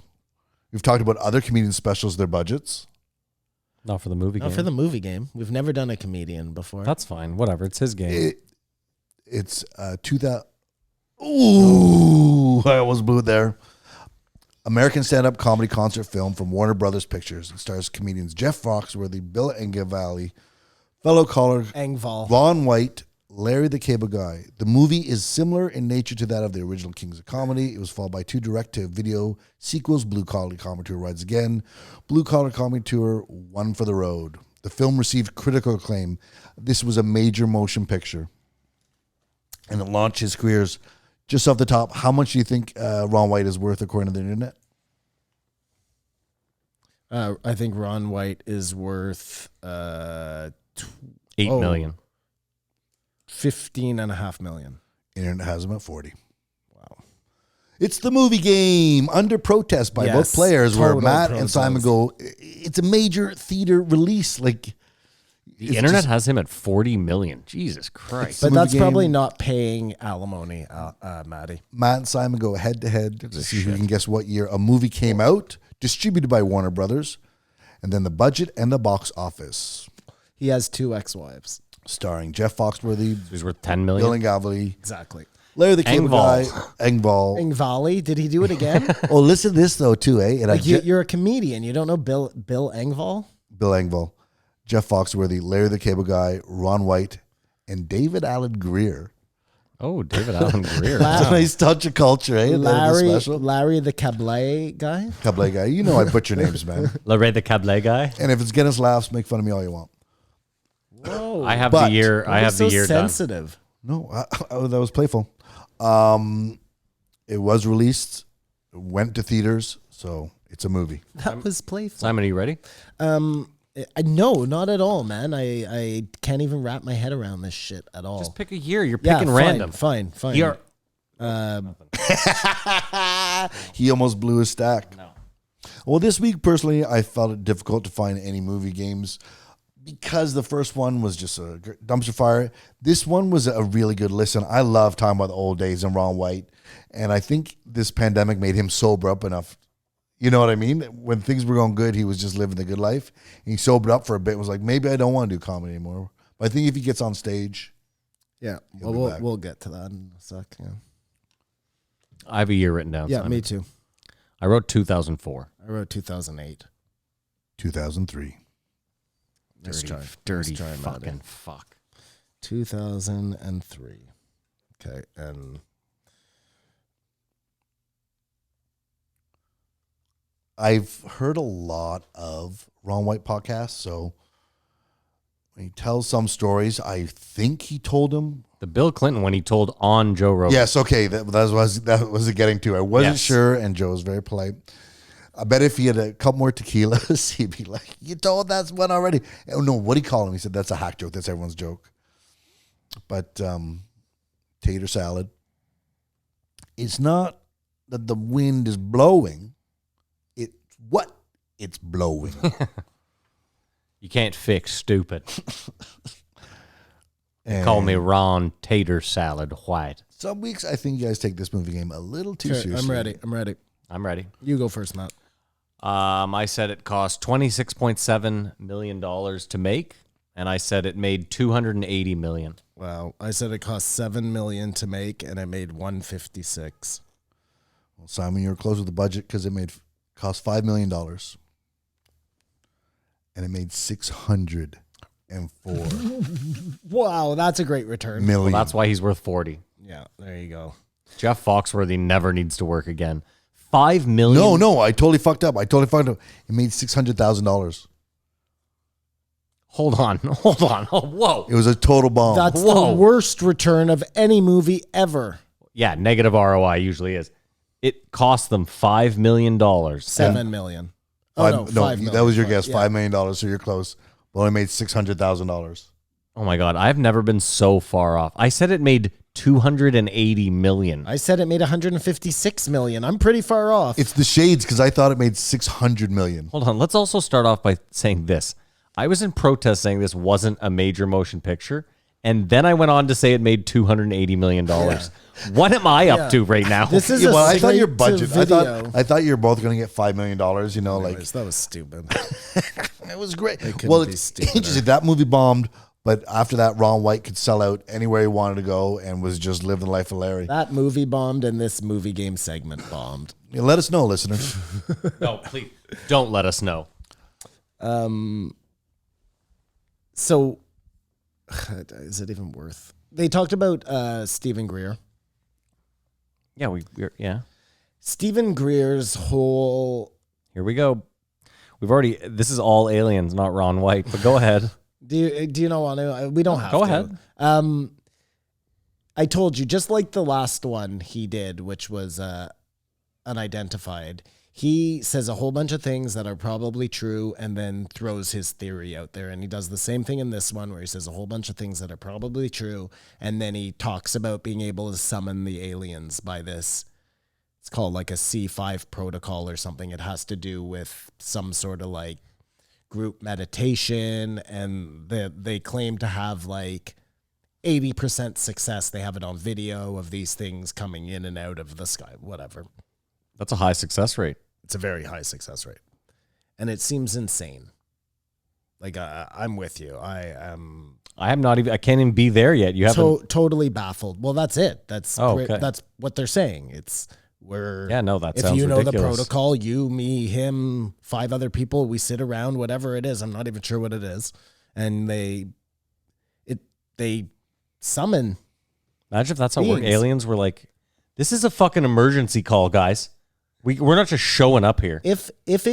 My only point here is if aliens do have something to do like dimensionally and not flying in from space, and it does have something to do with like a consciousness thing that maybe we just have no idea about, then maybe, I don't know, man. No, you started this by being like, this is crazy, and now you've turned it around to this actually has a lot It of is crazy because validity. because the way I look at things right now is like more nuts and bolts. You know what I mean? think about how every particle is a nucleus that we can split and make it a nuclear explosion, right? Okay. Somewhere there's a space, but everything's connected that holds everything together as we know it. If you could dissolve yourself into those particles, that small, and reanimate or whatever, but if you could just travel through them like the mushroom. Like once you're here, you're everywhere. Yeah, no. Do you know what I I mean? agree with you, and I also agree with Matt. What alien is, if it is a consciousness thing, why are they like right there available to you to come through, right? Like that part that's the part where I'm lost. But the idea that maybe it has something to do with consciousness and has something to do with dimensions, like I'm open to that. So again, I'm like, But if torn. if that's the case, there's no freaking spaceship why not? because it's not necessary. There's no frickin' spaceship. If they want to, let's just say, Kamar, that it is a dimensional thing, and those creatures, whatever, want to hang out in this place right now. Maybe they want to be up there. They would just bring their whole ship through. Like, why? That it's the same concept. If they like to have family dinners on Sundays and sleep 8 hours a day, or like, I think we put too much of how we would do it. Oh no, Or maybe. it'd have to be done. Yep. Or maybe it has something to do with like, I don't know, maybe every time you open up that thing, it's like harder than we think, you know? Maybe it's not so simple to just...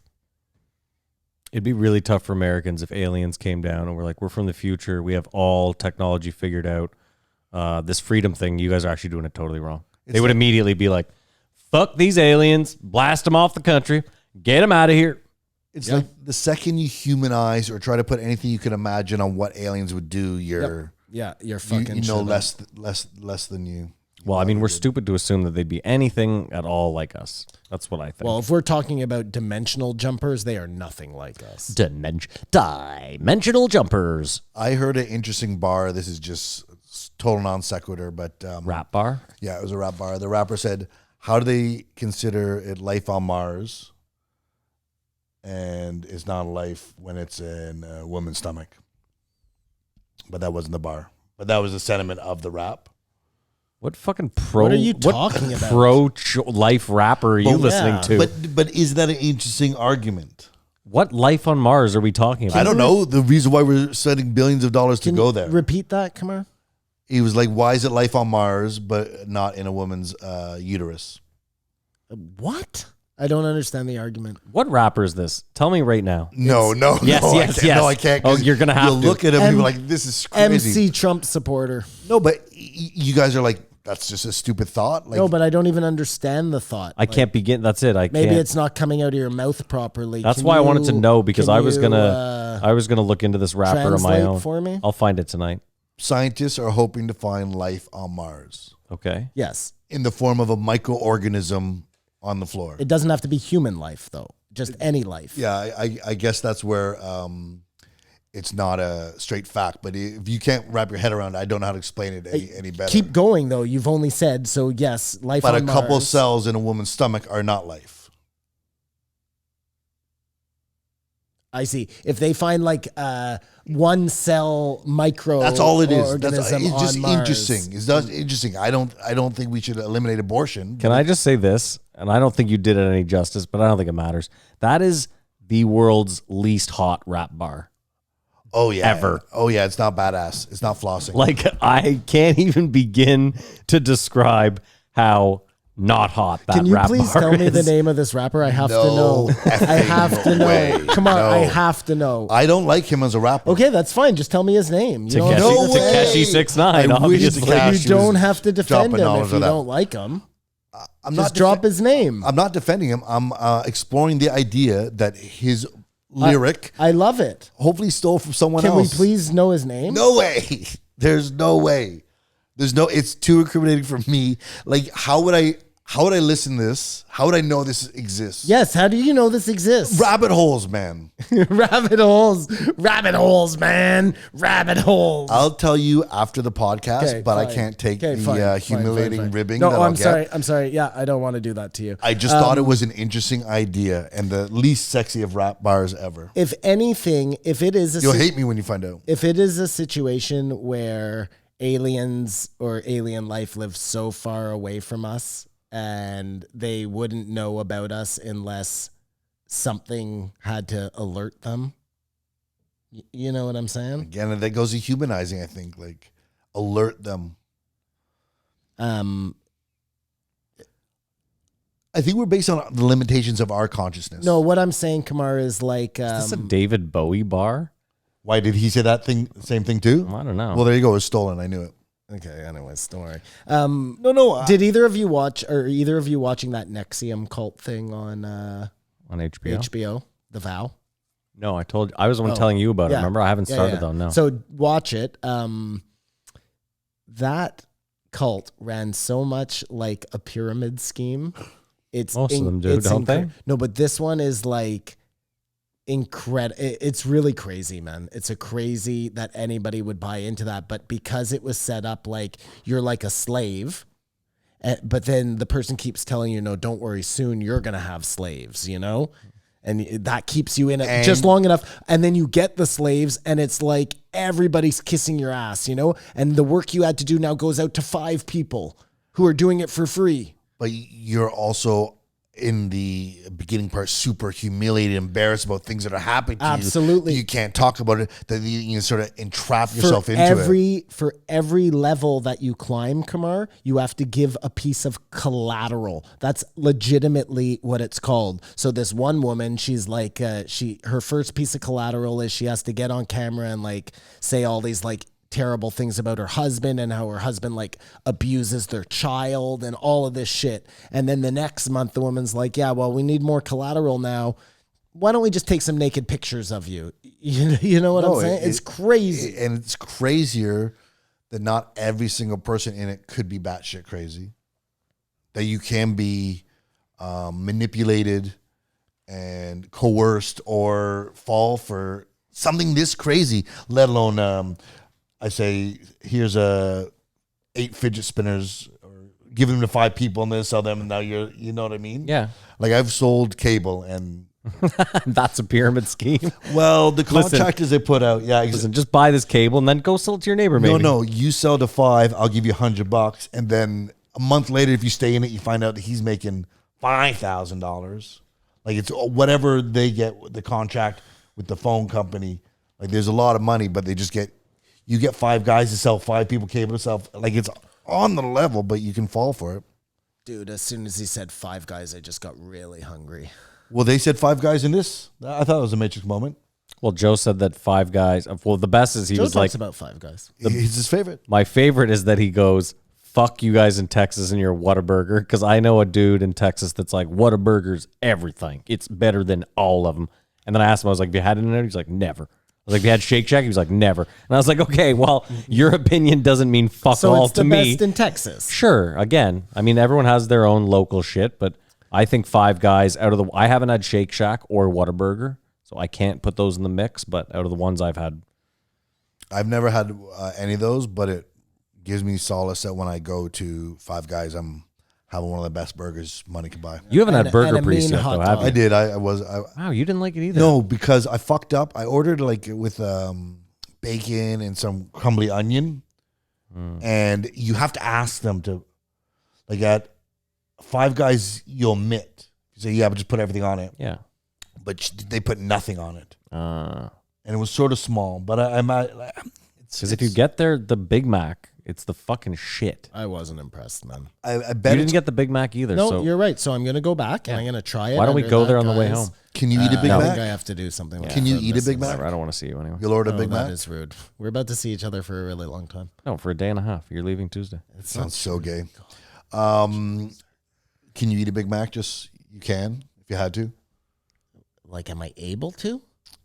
I'll fuck Like with a if Big I- Mac. yeah, It's yeah, not my favorite. That's all I was asking. but I'll That's all I was fuck asking. with it. Some people are like, fuck a Big Mac, and they'll maybe get a. I mean, I'd prefer to get like 3 cheeseburgers than a Big Mac. Yeah. I think less is more in McDonald's. 2 cheeseburgers, especially in the and size a of what it junior is. chicken or Have something. you ever had a double Mac? No, what, 4 of those terrible patties? Dude, my son does some disgusting shit sometimes. He'll buy like a quarter pounder and a McChicken, and then he'll make one of those like, or a junior chicken rather, and he'll make like a Yeah, an epic mealtime type chicken fucking- burger fucking thing. Like gangbang. Yesterday, he really wanted McDonald's because he wanted to try the, Yeah, the Travis Scott burger. yeah, but they don't have it here. Oh my God, that was a post joke though. But is there nothing? Is there nothing sacred? I'm sorry, we won't even talk about it. I just want to say I ate 4 Big Macs when I was like 14 and 15. I was sick. Yeah, well, no shit. But it was back in that age where you try to prove yourself. Dude, watching what's Super Size Me? It gets so hard to watch. Like by day whatever 15, where he's like struggling to put it down his snat or his hatch, you know? Yeah. And so much His snatch. easier to eat McDonald's the further on after you watch that. Yeah. Everyone goes back. So sometimes because Joe's a comedian, even I don't know when, oh my God, sorry. Even I don't know when he's like being sarcastic or not, you know? And there was a time when they were talking about pickleball, Mm-hmm. and Joe was like, fuck pickleball. You're better off being in your house playing VR games than pickleball. And I'm not sure if he was being like, if he really thought like pickleball was such a waste of time that you're better off doing exercise on VR. Are you? No, neither of you remember that? I mean, again, Joe, we know that Joe thinks that there's certain, like bowling, he thinks is a totally useless. Well, I could see why bowling, you're inside, but like pickleball, You're out- still active, You're at least outside, bowling. you know? I mean, kinda. Out of all the sports in the world, bowling is probably the least active. Out of all the sports in the world, lawn bowling. So sorry, Bocce. It's one of the least active. Curling. Okay, again, though, I think it's how you do it. I think They're all if in the you same were to family. sit on one lane alone and bowl 3 straight games, you'd get a workout. Yep. Yes, you would. Yeah, that's true.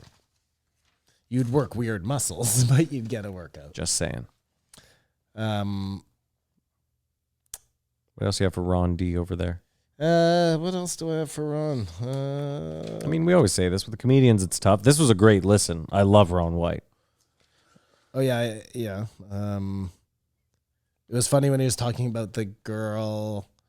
I guess it's his wife now, and he's like, "Yeah, she had gymnast strength, Joe, like a chimp." It's And then fucking he's hilarious. like, "And now I'm only gonna fuck women I know I could kill." And then he had to backtrack on it right away, but it's such a funny joke, you know, like it really is. Yeah, He's sorry, like, I'm not gonna kill. I'm I not don't want to. gonna- I wouldn't hurt a woman. only- Like we know, Ron, it was hilarious. You don't need a fucking caveat with that. Yeah, but he's like smash cut to a year from now where there's a Brian Callen. Oh, fucking, and they take it out of context, and I get it. I know why it's just sad that you have to do that. I love a guy though that can look back at his divorces that have cost him tens of millions of dollars and laugh.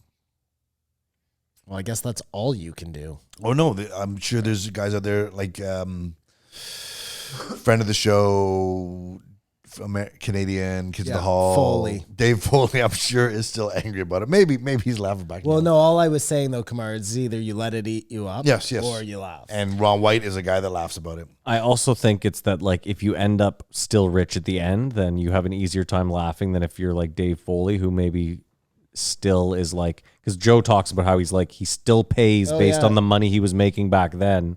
Yeah, no, I agree. I think he had to work extra hard to keep paying that shit off. I swear, as this podcast ended, they announced, unbeknownst to Joe or Ron, that Cap City Comedy Club closed, and that was the big venue in Austin. Oh, really? Yeah. Oh, no way. Well, now Joe is going to go hard to. Well, maybe he's just going to take it over.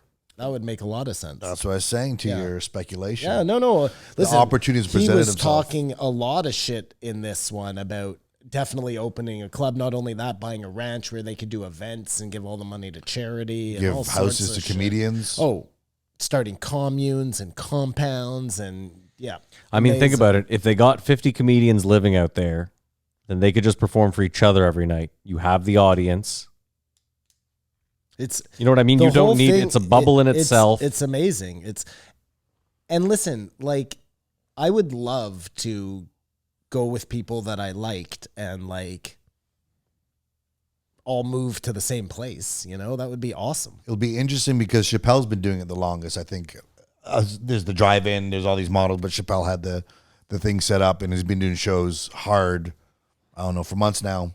What will happen, because that is definitely only because of the temperate climate. Well, yeah, he's getting done. cold. Yeah, he's done in like a month. For But I sure. don't think he can be done.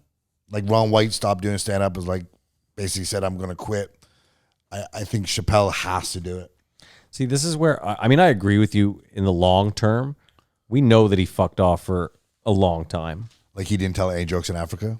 I bet he did. No, I bet he He's told that guy that fucking goes to the park with a. No, come on. This is what I'm saying is I agree with you in that he's always going to be a funny guy. He's always going to be telling jokes. But I think Dave Chappelle is more than capable of taking a year off if need be and then coming back just as strong as ever. I think he can. I don't think he can. Like he wouldn't. He doesn't want to. maybe you're right. Come on, are you going to talk about Bert Kreischer in the post show? Bert Kreischer. Because if you are, I'm not going to do it. But if not, I had nothing on Bert Okay, Kreischer. perfect. So speaking of drive-ins and shit, do you see that Bert Kreischer is hosting a game show now With Snoop Dogg. with Snoop Dogg, and it's all about, it's like America's Got Talent, but it has to be like a crazy feat, and it all takes place at a drive-in. These drive-ins, like the crowd are all in their cars. So he started this whole like, it's crazy, man. The Good machine. for him, yeah. And while we're on him, I don't know if we talk. Were you going to talk about the Legion of Skanks in your? I've tried to talk. I didn't think you guys care about that. No, but were you planning to do that in your post show? No, I had tried already. I had to put that to bed. So I'm glad you're bringing it back up. Legion of Skanks had their election. Yeah. During that, this is what. Well, because this is, I found out something new, Kamar, that I didn't. If I told you realize. about it, I'm just gonna shake my head. Okay. Do you know the whole story about Big J getting dosed? You know all of that? About Big J getting dosed? Yeah. He's bearing the lead. Luis Gomez tried to dose Ari yeah. for Bert Kreischer. I know. Yeah, that I knew. Yeah. Okay. So what happened was Shane Gillis, who was Ari's vice president, was there, like in between, let's say, Ari and Lewis. And Lewis said to Shane Gillis, I'm going to dose Ari, don't tell him, like a moron. So right away he turns to Ari and says, they're dosing you. They see in the beer that there's a tab of acid right on top of the foam. So Ari now has this lethal weapon in his hand. You know, not the lethal weapon, but the weapon in his hand. I thought that he had put it down and Shane Gillis had chosen to dose Jay, to like push it towards Jay. But it wasn't. Ari apparently put it in front of Jay to dose Jay. That's the only reason I'm bringing this up. I didn't realize that was the case. We're too deep now. Yeah. Well, it's because we were talking about Bert Kreischer. I'm going to sound like a little bitch, but I tried to talk with you about this last week. You just couldn't care less. I swear to God. But if anyone wants to watch what Simon's talking about, it's at 1 hour and 20 in the episode. You just fast forward to everything, and it is like Bert Kreischer was going off because he interviewed Shane Gillis after the fact. Well, this is why I was talking about it, because he interviewed Shane Gillis after the fact. This would be a great post, Joe. We just keep going. And Jay's not talking to him. So this all came out. Well, Bert Kreischer loves it because he gets more people on his team, you know? So he right away was like, reached out to Jay and was like, I'm sure, you know, whatever. Shared experience. But I got to tell you, like, I stood up for Ari with the MDMA one because, again, I feel like I personally have never heard somebody say I had a bad MDMA trip. I've heard people say Molly over acid. The come down was bad, whatever, but they always had a great time while they were on it. But acid, I personally know tons of people. I've seen people having terrible trips, and to never having done it before and giving it to somebody who doesn't.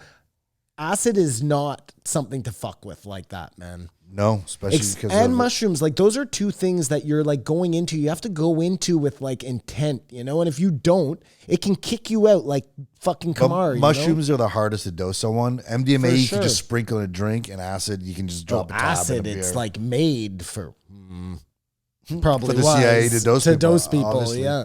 Anyways, that's that. Long story short, Big J's not stoked. Okay, well, that's all from now on post Joe stuff. I think we're so. trying to get through a regular episode here. Sorry. How about how fucked up the world is that you think back that Lorena Bobbitt chopped her husband's dick off, super fucked up, threw it from the car, super fucked up. They had to get his dick, reattach it, and he became a porn star. Not a successful. He didn't become a porn It was star. a freak He show. did one porn, I think. Just the fact that even happens. Well, it's because everyone wanted to see a That severed blows penis. your fucking mind. You want me to blow your mind again? You didn't blow it the first time. 2 girls, 1 cup. Yeah. 50 years old. What do you mean 50 years Those girls are 50 now. Oh, I thought you said the clip was 50 years old. No. What about? I always. How old does that make you feel? You know. Smells Like Teen Spirit's 29 years ago. Oh my God. It hurts. Smells Like Teen Spirit now feels like middle-age angst. But Michael Jackson married Lisa Marie Pitt Presley. Young girl. I don't. Elvis's daughter. It's just like the world is fucked up. Like She was in her 20s when they got married. It has nothing to do with being inappropriate. It's just what are the chances of Michael Jackson falling in love with Elvis Presley's daughter? Like they both shared super success or whatever. I mean, you seem more certain that she was younger than that. I know for a fact. She was like 25. Yeah. But just whenever you stop and think like, oh, it's so fucked up that this happened. Michael Jackson married Elvis Presley's daughter. The king of pop carried the king. Yeah, but that was like a weird. That's the world we live in, though. Yeah, well. I don't think it gets any weirder than that. Are you done with? Can we be done with Ron White? Because we've only spoken about it for 2 minutes, and We're given talking it 1 about hour. Priscilla Presley, right? No, Lisa Marie Presley. Priscilla Presley is Elvis's wife. And he married her at 14. That's what we're talking about. He married, at 14. Well, we're Sorry, talking Michael Jackson. No, we're married talking his about daughter. Michael Jackson Sorry. marrying Elvis's daughter. Right, wrong. I was wrong. No, right. I thought that we were talking about Elvis Yeah, no. and his bride, who is 14. Yes. That's a different story. Inappropriate. But he's still the king of rock and roll. Well, the That king too. does what he wants. That too. He should be canceled by all intents and purposes. He should absolutely be canceled, Kamar. Why is Elvis not canceled? Because he's dead. You Because can't cancel young a dead people don't person. listen to, first of all, no one young listens to Elvis, and no one old is going to cancel him. If you look up king of rock and roll, I bet you Ron White likes Elvis. And if you're ever on a boat, if he ever gets his boat and he get on it, he's going to be listening to Yacht Rock. Yacht rock. I love Ron White. Love to party with him. before isn't he it died. crazy? You have more. Oh, do you want to be done? We can be done. I don't care. No, keep going. They were talking about Epstein a little bit, and it just got me thinking, like, we forgot about Epstein. We forgot about fucking Ghislaine at this point. The longer they draw this shit out, like, whatever the fuck is going on, like, just done. None of Done. it's not as important.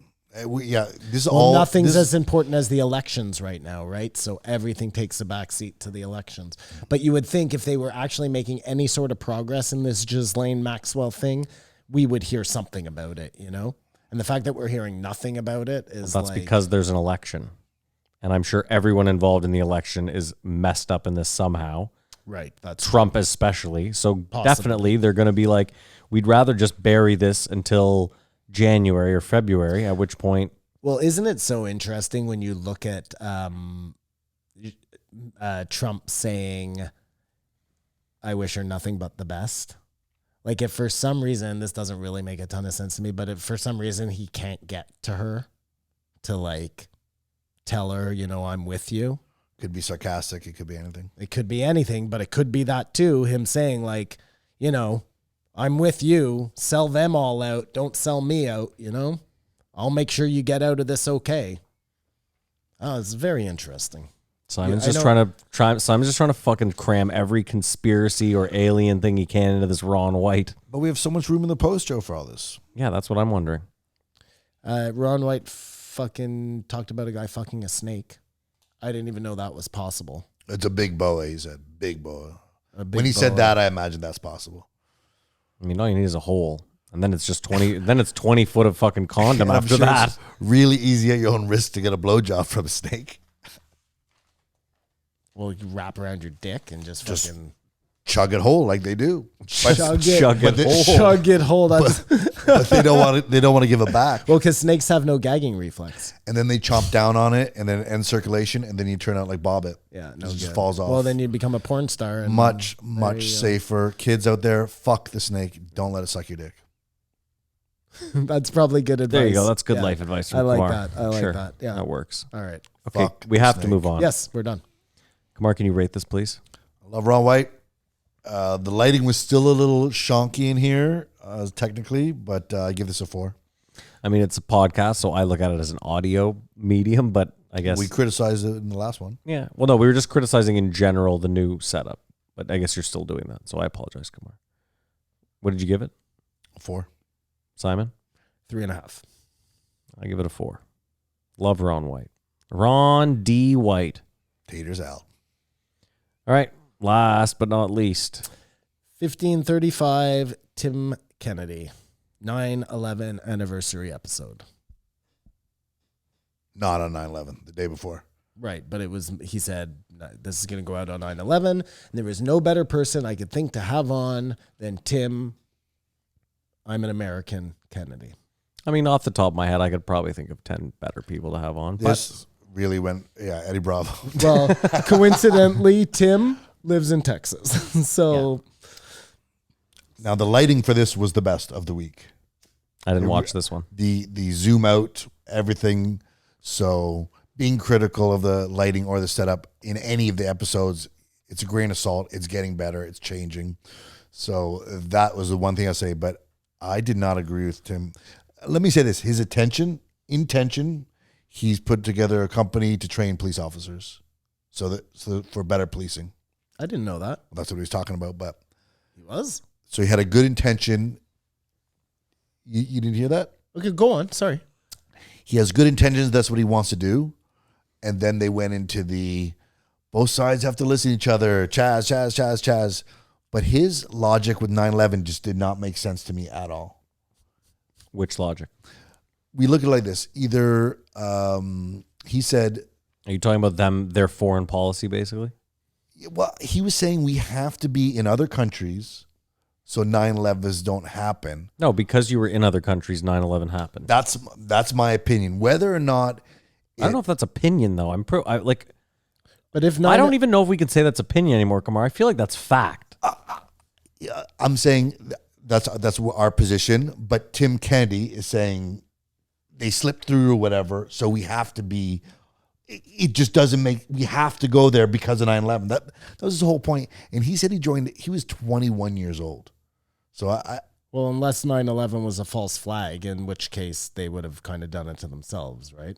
Hold on. Regardless, either scenario doesn't make sense. Why you have to occupy other countries? Right, I agree. That's where I even logic just more fall if apart. it's a false flag. North Korea threatens the U.S. with nukes all the time. They've enslaved their own people. Yep. I have not seen one article or one iota of anything about Tim Kennedy or anyone going over to help them. No one in the Well, because if you go over and help them, then that actually starts the war. But these people, they can do it too, and nobody's going to fight back. I think that's the idea, right? Like they're sitting on nukes in North Korea. So if you go poking the bear, you're Fine, looking at me like I'm crazy. Well, I'm just saying, not, but his idea was that, well, either way, the U.S. got attacked.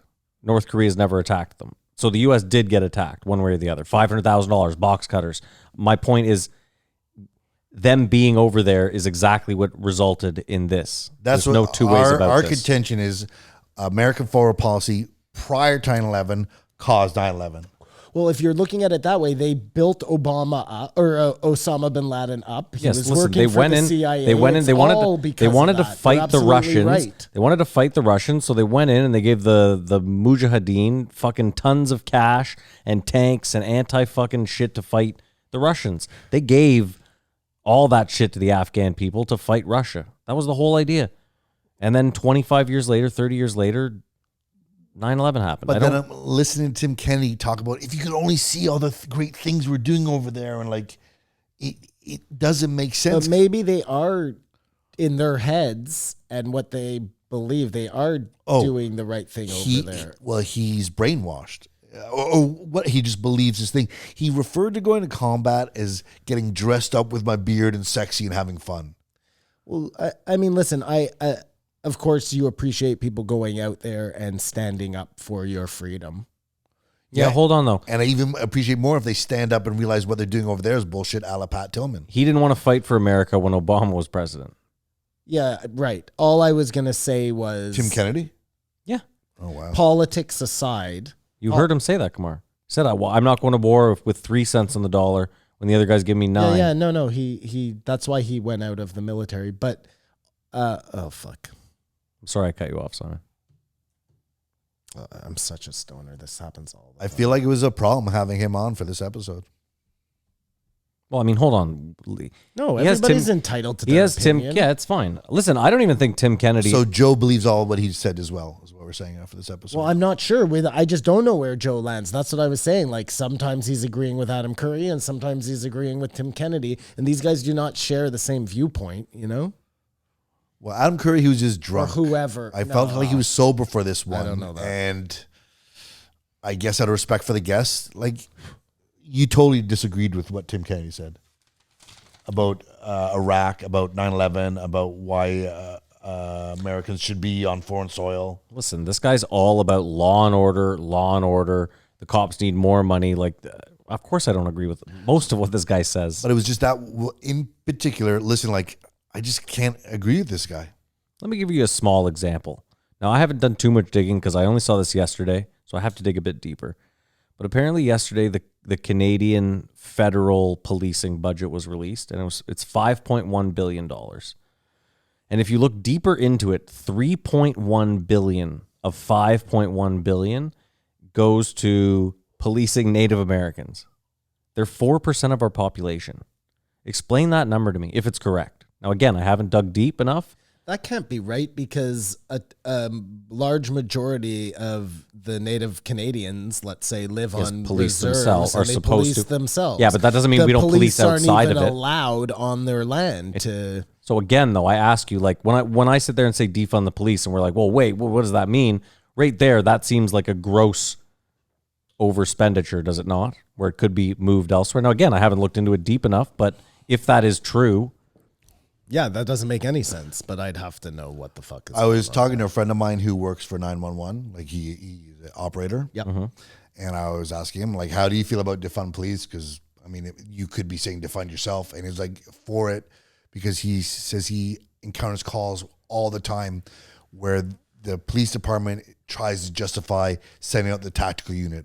yeah. Like, breaking the big, like, he's never are they needed. There's so many, like, I don't. have a social worker go and have a cop car down the street sort of thing. But, like, they overuse themselves, he was saying. So I'm telling you, I don't. I truly mean this, and I'm not saying this to be dangerous or fucking controversial.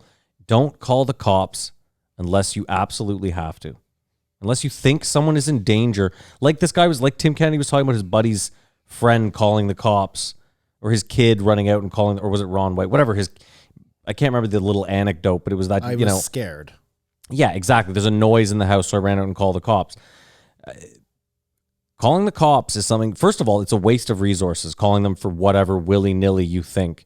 Unless you're in danger, you probably shouldn't call the cops. That's just a fucking plain and simple fact.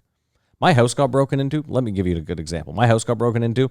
I called the cops, because that's what you're supposed to do, and they showed up 5 hours later. Yeah, you only call the cops there because you have to Well, you have to make a an report. insurance claim, and you Yeah, of need course. the cop. Yeah. Fucking, you need the. But like the what I'm number. saying is, I didn't call the cops expecting they were going to come and crack the case. Well, nobody does. That's what I'm saying. You're Yeah. doing that because you need them to come and do the paperwork because it's a fucking Of the course. logistics of it all. But again, like think about that too. Like, you know, how do they know that the guy isn't? How do I know my house didn't just get broken into and that sending someone like? Listen, I'll give you an example. I had to show up at the store one night because somebody had smashed the window. Yeah. And I lived really close, so I got there really quickly, and I think I just missed them. Like literally, that was the feeling I got. And I'm on the phone with the cops, and I'm like, you know, what should I do? And they're like, well, just wait. And I'm like, well, do you want me to go in and see what's going on in there? And he's like, well, you can. And I'm thinking to myself, like, well, what if they're still in there? You know what I mean? So I had a bat in my car. I went and there was nobody there. I don't even know. you don't need a bat. You just need to kick him in the head. Listen, I mean, I don't want to get into a big cop discussion too, but like, look at roof Koreans. You know, go back to Rodney King. You don't remember the roof Koreans? No. Okay, so when the riots popped off for the Rodney King, Koreatown is like right there. Koreatown is right in the fucking mix. The cops showed up and a massive gunfight broke out. Massive gunfight. And the cops left. The LAPD just were like, fuck this. This is not a safe place for us. We're leaving. And the Koreans in Koreatown were forced to they went to the Korean-owned gun shop and they all loaded up on guns. Basically, the Korean gun shop owner was like, if you're Korean, come here, get a gun, get on the fucking roof, and we're shooting anyone that comes near our shit. And they had to hold down Koreatown for like 2 days because the cops wouldn't go in. So again, we have this weird sort of dance we do with the cops where it's like, we need to keep giving them money, but then when a group of Koreans really needs them to show up with the tactical unit, they drive away. Why? Because it's too dangerous. We can't put cops' lives in danger. Go to YouTube Oakland police, and I guarantee you one of the videos that will pop up in the top 5 is the police leaving a scene in Oakland where they should not be leaving. Guns, violence, places where cops, what are we doing here? I wonder if that's just like if we had more backup, we could stay and fight and make everybody safe. Like, I guess there's that argument too. But I mean, more backup. Like, you have a police force. If there's a gunfight going on, but if there's a gunfight going on, you're supposed to protect the. If they're leaving, yes, they probably shouldn't leave regardless. But if they're leaving, it's because they don't feel like they can win the gunfight. That's fine, but even then, your presence alone is supposed to diffuse. You know what I mean? So leaving shows the people of that neighborhood and the people in general that you're not protecting them, Yes, and it's usually I poorer agree, neighborhoods. But just defunding them at that point, like that's not solving the problem. No, but it's like Kamar's saying, is defunding. Listen, we need less police. We do. What we need is more social work and efficient use of the police. Maybe that's it. What we need is more social work. We need better programs Well, to but help. in that case, you need more police because there's a gunfight going on. So I'm just Fine, like, but what do you do there? You know, Matt, like you're going to get rid of the police and you're complaining about the police not being able to be there. But if we're already funding them at this level and they're not showing up, I can't see an argument for let's just give them tons more resources, tons more money in hopes that they do show up when they're supposed to. Is that the argument? Yeah, that's the counter argument. Well, But or only the- time will tell what works out. like, yeah, or the idea that you have to give them bigger guns to be able to fight.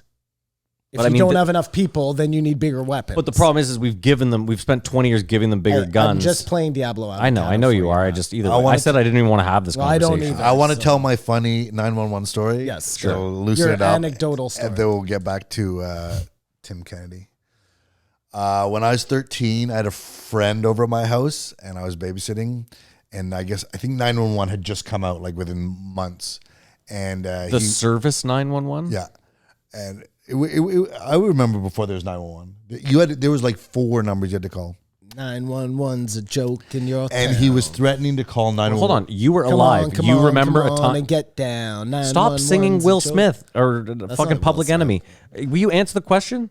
I don't think there's 911 when I was 8 years old. Well, no, I'm just thinking that right around that time is probably when 911 came out. It got brought into as a full service. It's like part of the vernacular. You used to call the fire you know? department. You call the police I department. don't remember, dude. I don't remember that at. Actually, no. Yes, you had You to. did. dial- You had to yes, call the yes. sticker They or left- whatever. Your parents and would leave the babysitter. And 911 was like this new thing. Your parents would leave the babysitter a list of Yes. the fire station, the police station, the hospital. Yes, there was no you are 911. correct. You And are I correct, remember sir. it. And 911 came in, and it was this big thing. Like, if you, just the urban legend of 911, like, if you punch it, like, all the cops come to your house. Like, Right. there's nothing you could do. So he was fucking with me, and he eventually dialed it. Like, I'm going to do it, like, as a asshole 13-year-old kid would do. And I was like, don't, and I hung up the phone, and we waited. And sure enough, the cops came. And he took off.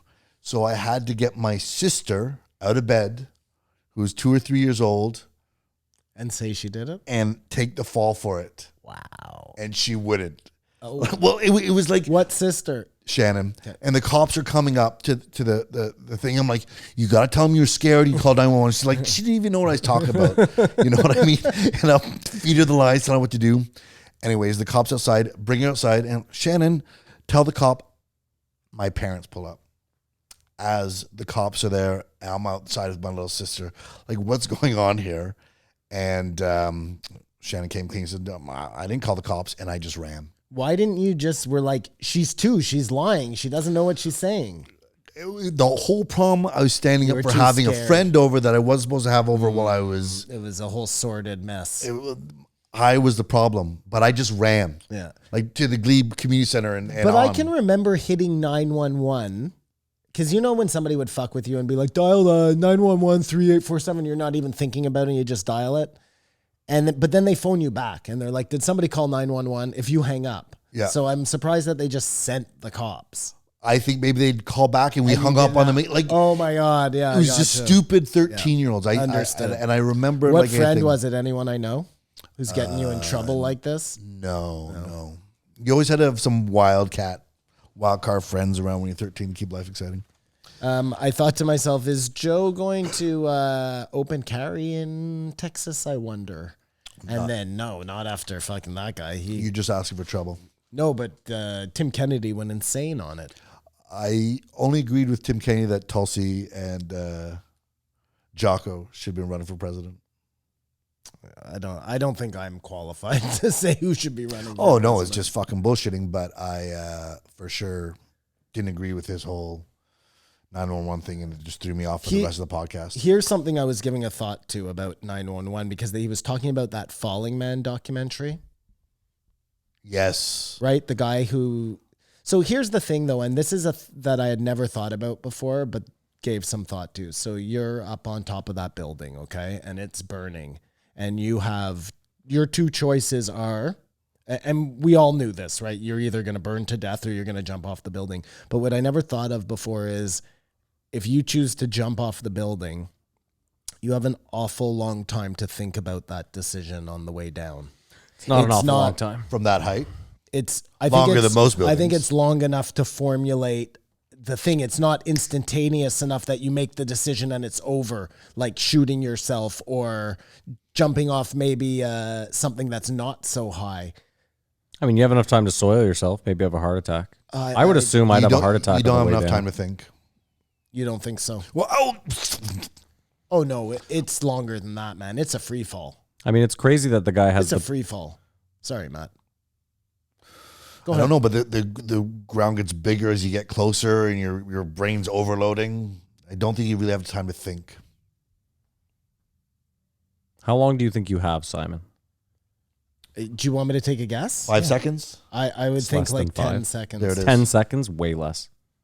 Did you already look it up? Do you know this? No, but I'll bet good money. The thing about that clip that he's talking about is it's so easy to personalize the tragedy. And if you watch that one thing, Yeah, it's horrible. but if you did a documentary for all the lives in foreign countries where American have killed, like you could sway the other way. Here, Well, but free it fall doesn't- calculator. It doesn't take away from the fact that that's a sad story, you know? It doesn't take away the sad story, but that sad story doesn't mean you have to go occupy other countries. No, I didn't say that, but it also doesn't mean you can't show empathy for a dude in a documentary just because you're like, well, fuck this guy because a ton of people died over there, you know? Of course, but Tim Kennedy was using it as fuel on why we have to occupy other countries. So Gotcha. that's where the problem Well, lies. Right. Hold but on, he hold on. didn't sway me, I guess is the point. I'm just... How could he sway you? You disagree with him fundamentally. So are you doing it, Matt, or do I have to keep looking it up? No, I'm trying to figure it out. How fast would it take to fall from the World Trade Center? Now, if you get a running jump or just a standing jump, I don't think it really matters. I know it doesn't matter. No, it's all about terminal velocity. 10 seconds. So you're falling at 90 meters per second.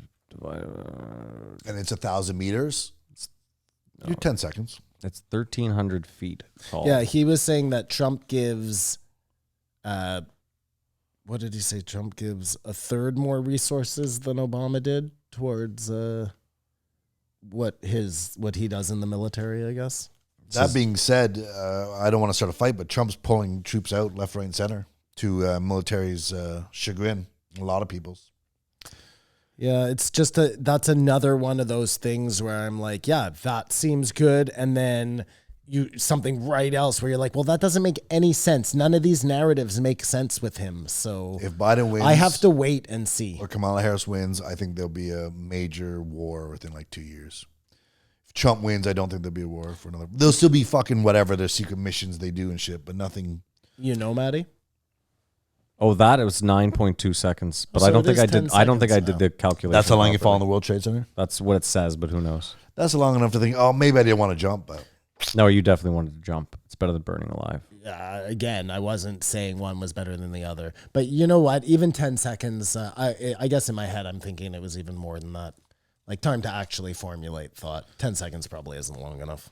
it's just your senses are overloading with it. Like, I know because I jumped out of a plane and fell for like 20 seconds. Yeah. And even then, You skydive? the tandem, the fag one. Okay. Whoa, hey. Oh, sorry, the homosexual one. Better. It's just weird if you have a guy strapped to your back and he just walk you around. Nothing wrong with gay You're people. like a puppet. I really enjoyed the experience, but If you have to scratch your nose, do you have to pull his arm to your nose? if I want to scratch my nose, Like, are his arms connected? No, to what? You yours? can't No, use your own arms up there? Is that what you're saying? Yeah, like, do you? You have to marionette his arms onto yours? I'm asking. No, you can scratch your own you nose. Can but he flail said it's a your better arms. free fall if I grab his balls. Yeah, obviously. You stick your finger all the way in my asshole. But I felt It's a for better free fall for me. Yeah. like 15 or 20 seconds or whatever, and it still didn't process. And this is like That's all you fall for is 15 seconds?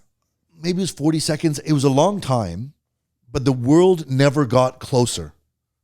The whole time I'm falling. I have it on tape. I'll show it to you. We can time it. What are you saying? Like, He's still falling. I'm still falling. how did the world not get closer? You weren't high enough up? Once your chute opens, Yeah. after about 5 minutes, you start to recognize cars on the highway. Then you see they're moving and they look like they're moving so slow. And then you start to, oh, that's a tree, and it starts to get closer. But that whole free fall, you don't feel like you're getting closer to anything. So you didn't free fall long enough then. Because when you watch some of those guys on video and they're free falling for a long time with their camera on the thing, you definitely get but that's different. Those guys are. Go ahead. I've told it on this podcast before. There was a guy filming me. When our chute opened, that guy disappeared and looked like he went 100 miles away till his little chute opened above. Right. And you're still so high above. Crazy. Mar, he's going 90 meters a second. So when you pull your chute, you count to 5. Instantaneous He's 90 fucking meters. 500. He's a half kilometer from you. Long story short, you can't really think when you're jumping off the World Trade Center on fire. How about that pedophilia law they're trying to sneak through in California, eh? I have to look into that more. No, this is one of those it- ones that- where that is true. No, that is true. This wasn't it's the across first the board. time I've Okay. heard Lots of about people this. I haven't- Yeah, people are I hadn't up in heard arms. about it yet. They're having fucking rallies about Oh, it. I don't watch the news. I don't, No, I'm telling you. Yeah, no, that's why I'm saying I had That's to the look into thing. it deeper. It's a really weird law. And when you look into it and you're like, what, huh? No, what? All the things going on, this is not a priority. But why would they even be trying to pass this law? Like, I don't even understand who this is supposed to protect but the pedophile. Because once in a while, could That's see- why when they were could talking see about it, I if was it like, was a case where you're like, you know what really sucks is when you have like a 16-year-old kid dating a 16-year-old girl, and all of a sudden he turns 17 and they bust him on a weird fucking, she's 16, you're 17, they've been dating for 3 years. Do you understand what I'm saying? yeah, I feel like that never happens. that doesn't happen here in Canada, so I know I can't relate to that. All I'm saying is if you were making a law that was trying to protect that, like the 1 year gap or what, that's not what they're doing here, you know? I think if you're 16 in Canada, you can fuck a 14-year-old. I believe. Like, we're pretty lax as far as these laws go. Yeah, but And our we age of wouldn't- consent is lower than theirs too. What it is they're lessening the penalty. That's the biggest problem. And they're saying that like oral and anal sex have more of a punishment than vaginal sex. Like, it doesn't make any sense. Well, That's again, I'm interesting. not sure I see the logic there. I may be getting this all wrong. I should probably. Well, that's what I was not- saying. yeah. I haven't looked into I'm anything. not, Maddie, I'm not clear on all the logistics, but I know that they're trying to pass something unkosher. But that was the thing, is like, this is Here, why. I'll pull it up. See here, I wanted to bring up a good example because again, they talked about voting by mail. And I said 2 weeks ago or last week that I don't think Joe has any fucking clue what he's talking about. So I put my money where my mouth is and I did a little digging. I found an article from 2016 before Trump got elected that's all about voting by mail and non-traditional voting. So first of all, I'll drop just a few small numbers on you. And this is from Pew Research. This isn't fucking CNN. So I don't want to hear any of this fucking, where'd you get this shit? I didn't look for a right wing or left wing. I looked for, anyway. This is Pew Research Center. So first of all, in 1996, the percentage of non-traditional voter or voting was 10.5%. In 2012, it was 35.8% non-traditional voting. So in 2012, more than 46 million voters, almost 36% of the total cast ballots in some manner or another were, cast ballots in some manner or another, other than at a traditional polling place on election day. So according to Pew Research Analysis, state and federal election data, that figure includes 23.3 million people who cast civilian or military absentee ballots. That's mail-in. Yeah, that's mail-in. 16.9 million who voted early, that is in person during a specific period leading up to election day, and 6.3 million who straight up mailed in their ballots. So that's when Trump got elected. So I'm having trouble with this mail-in thing isn't really going to work because They again, were saying this has never been done before. It's going to... this is what I'm saying. Now, hold on. system. It gets a little bit crazier because I started reading this and I almost didn't even believe this. Oregon. So here's states with the highest estimated rate of non-traditional voting in 2012. So this is 8 years ago. Oregon, 100%. That means that every vote cast, not one person walked into a fucking voting station and cast their ballot. Not one in the whole state. Washington State, 99%.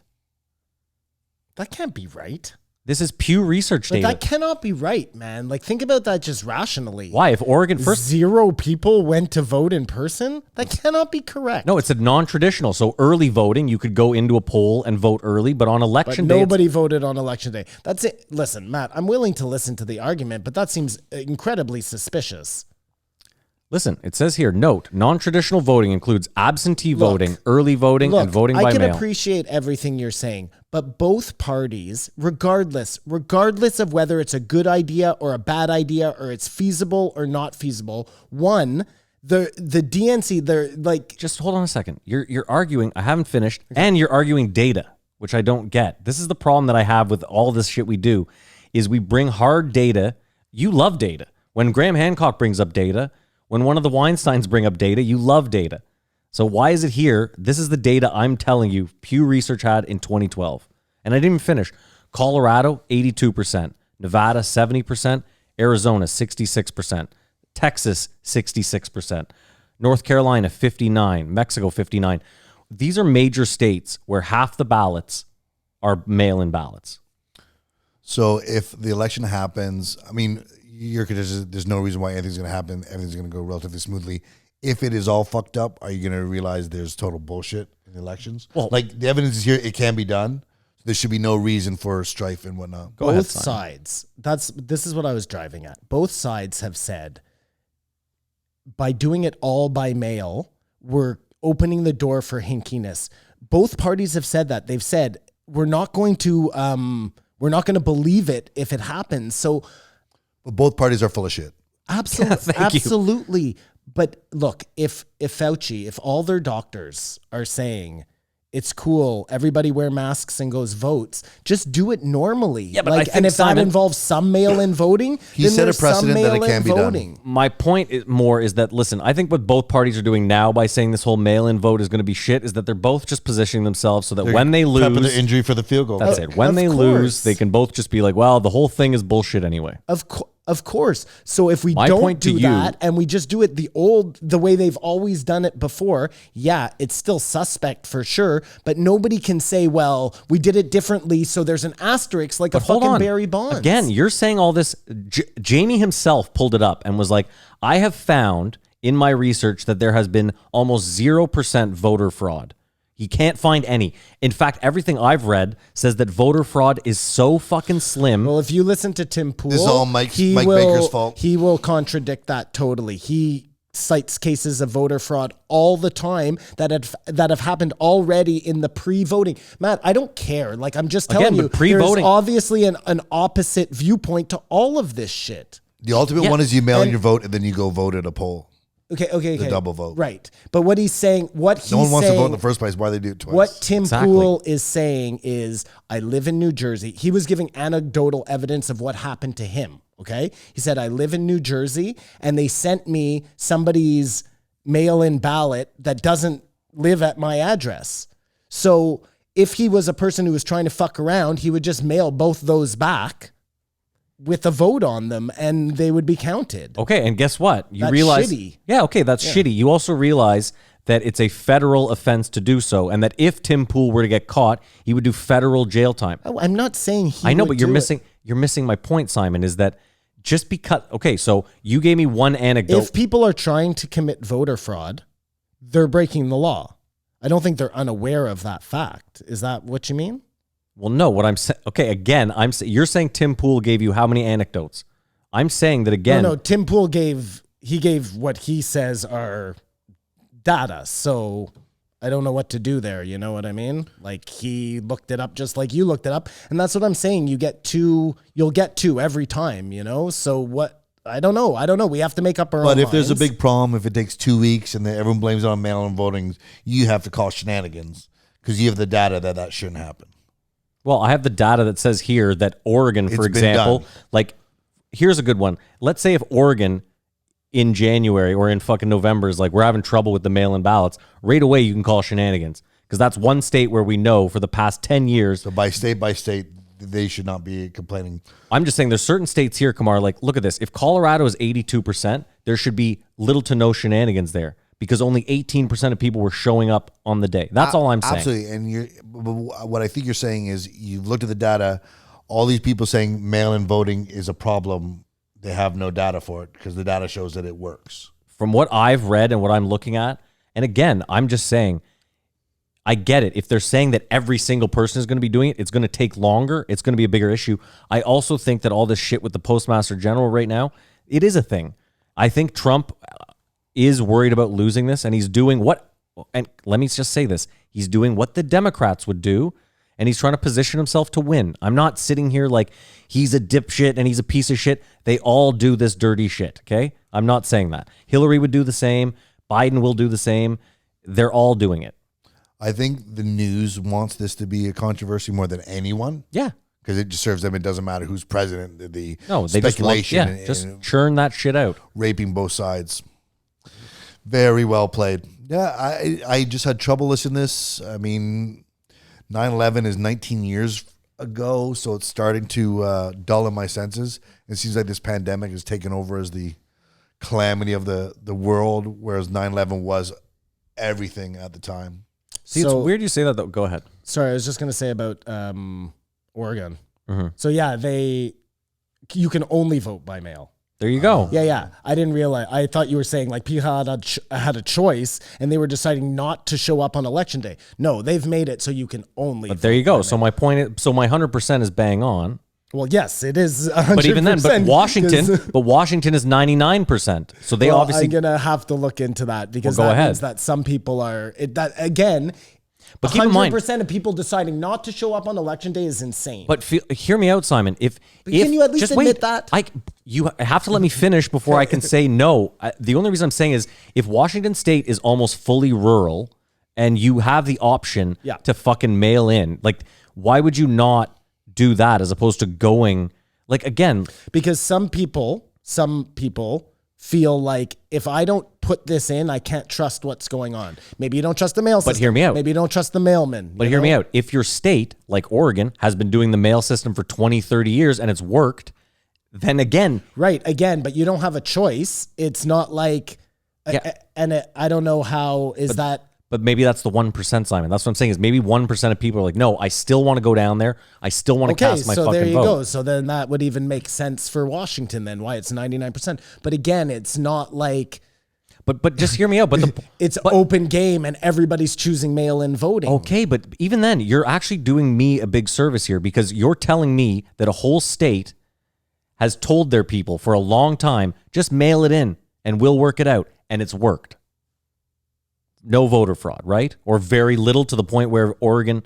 I think Kamar's point is the best. Let's just wait and see what happens. You know what I mean? Because I know, but if everything goes screwy, we're going to know right away. I know, but the problem is you have someone like Joe who this episode was like, I'm starting to feel like I actually have a social responsibility, is doing no research himself and is just going on his gut instinct saying... No. I said it's Mike Baker's fault because that's the first time I heard of this. Sure, but my point is Joe could do the little bit of research that my dumbass did and then go out and say, oh, actually, now that I think about it, maybe some of this voting by mail, again, he lives in Texas, 59%. So, sorry, 66%.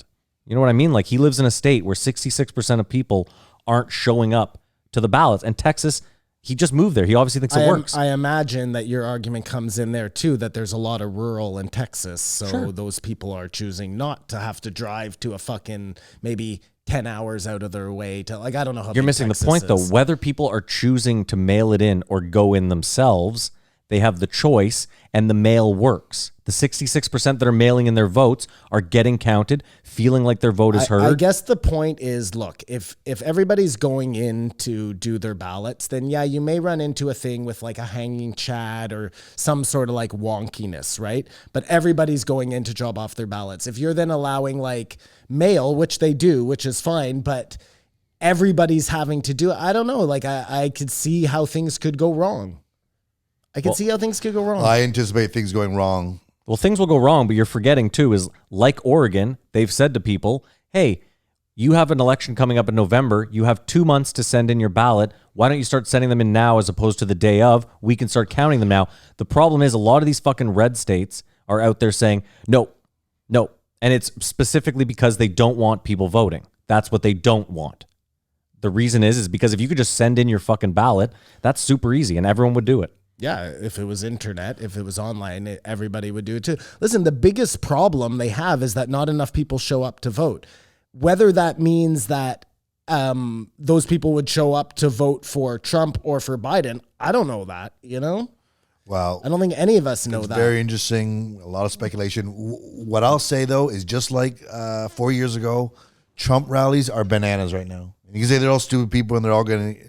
Joe Biden isn't having rallies. So even though they say they're going to win, the optics... Trump's going to win. Just the optics of it is Trump is destroying right now.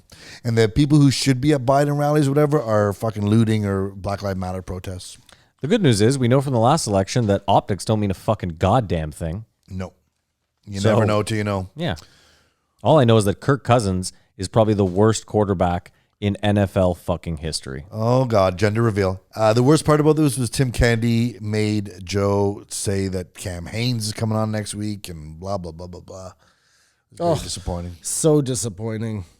Yeah, I we have got that a bunch right of, here. Cam Haines next week. Now, in the Hunters, we are closer. Yeah, like we're going to get But we them don't know. forever. Just because he's coming on next week, who knows what's going to air.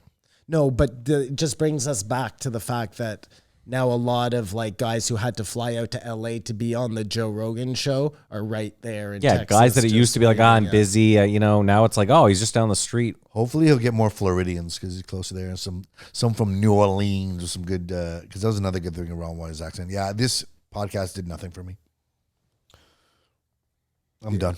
I will say this, as far as Tim Kennedy episodes go, I personally got more out of this. Maybe I went in more open-minded. I don't know why. I didn't hate everything he said. I was like, he's just a guy with an opinion, and he's obviously about free speech, which I'm all about. I don't know. I didn't. You do feel better when you exercise. I don't think he's an idiot. Some of the things he said, I disagreed with. Oh, listen. See, Kamar, this is where you and I have a weird relationship. It's because I would never know where you would stand when this episode was done. Like, I wouldn't. Like you still don't know now? No. Now that you've said it, I'm like, okay. Like, I'm shocked that you're so staunch in your like disagreement for most of what he said. Yeah. That's all. There you go. You never know. That's why we do this. Do we want to rate it? I want to rate it a big fat 2. Simon? I echo that too. We have an agreement. Hit the button, Matthew. You are the problem. Not that button. The other button. Any button. Just hit a button. Drop it like it's hot. Hit some button. That's it then. We rated it. We're done. We're done.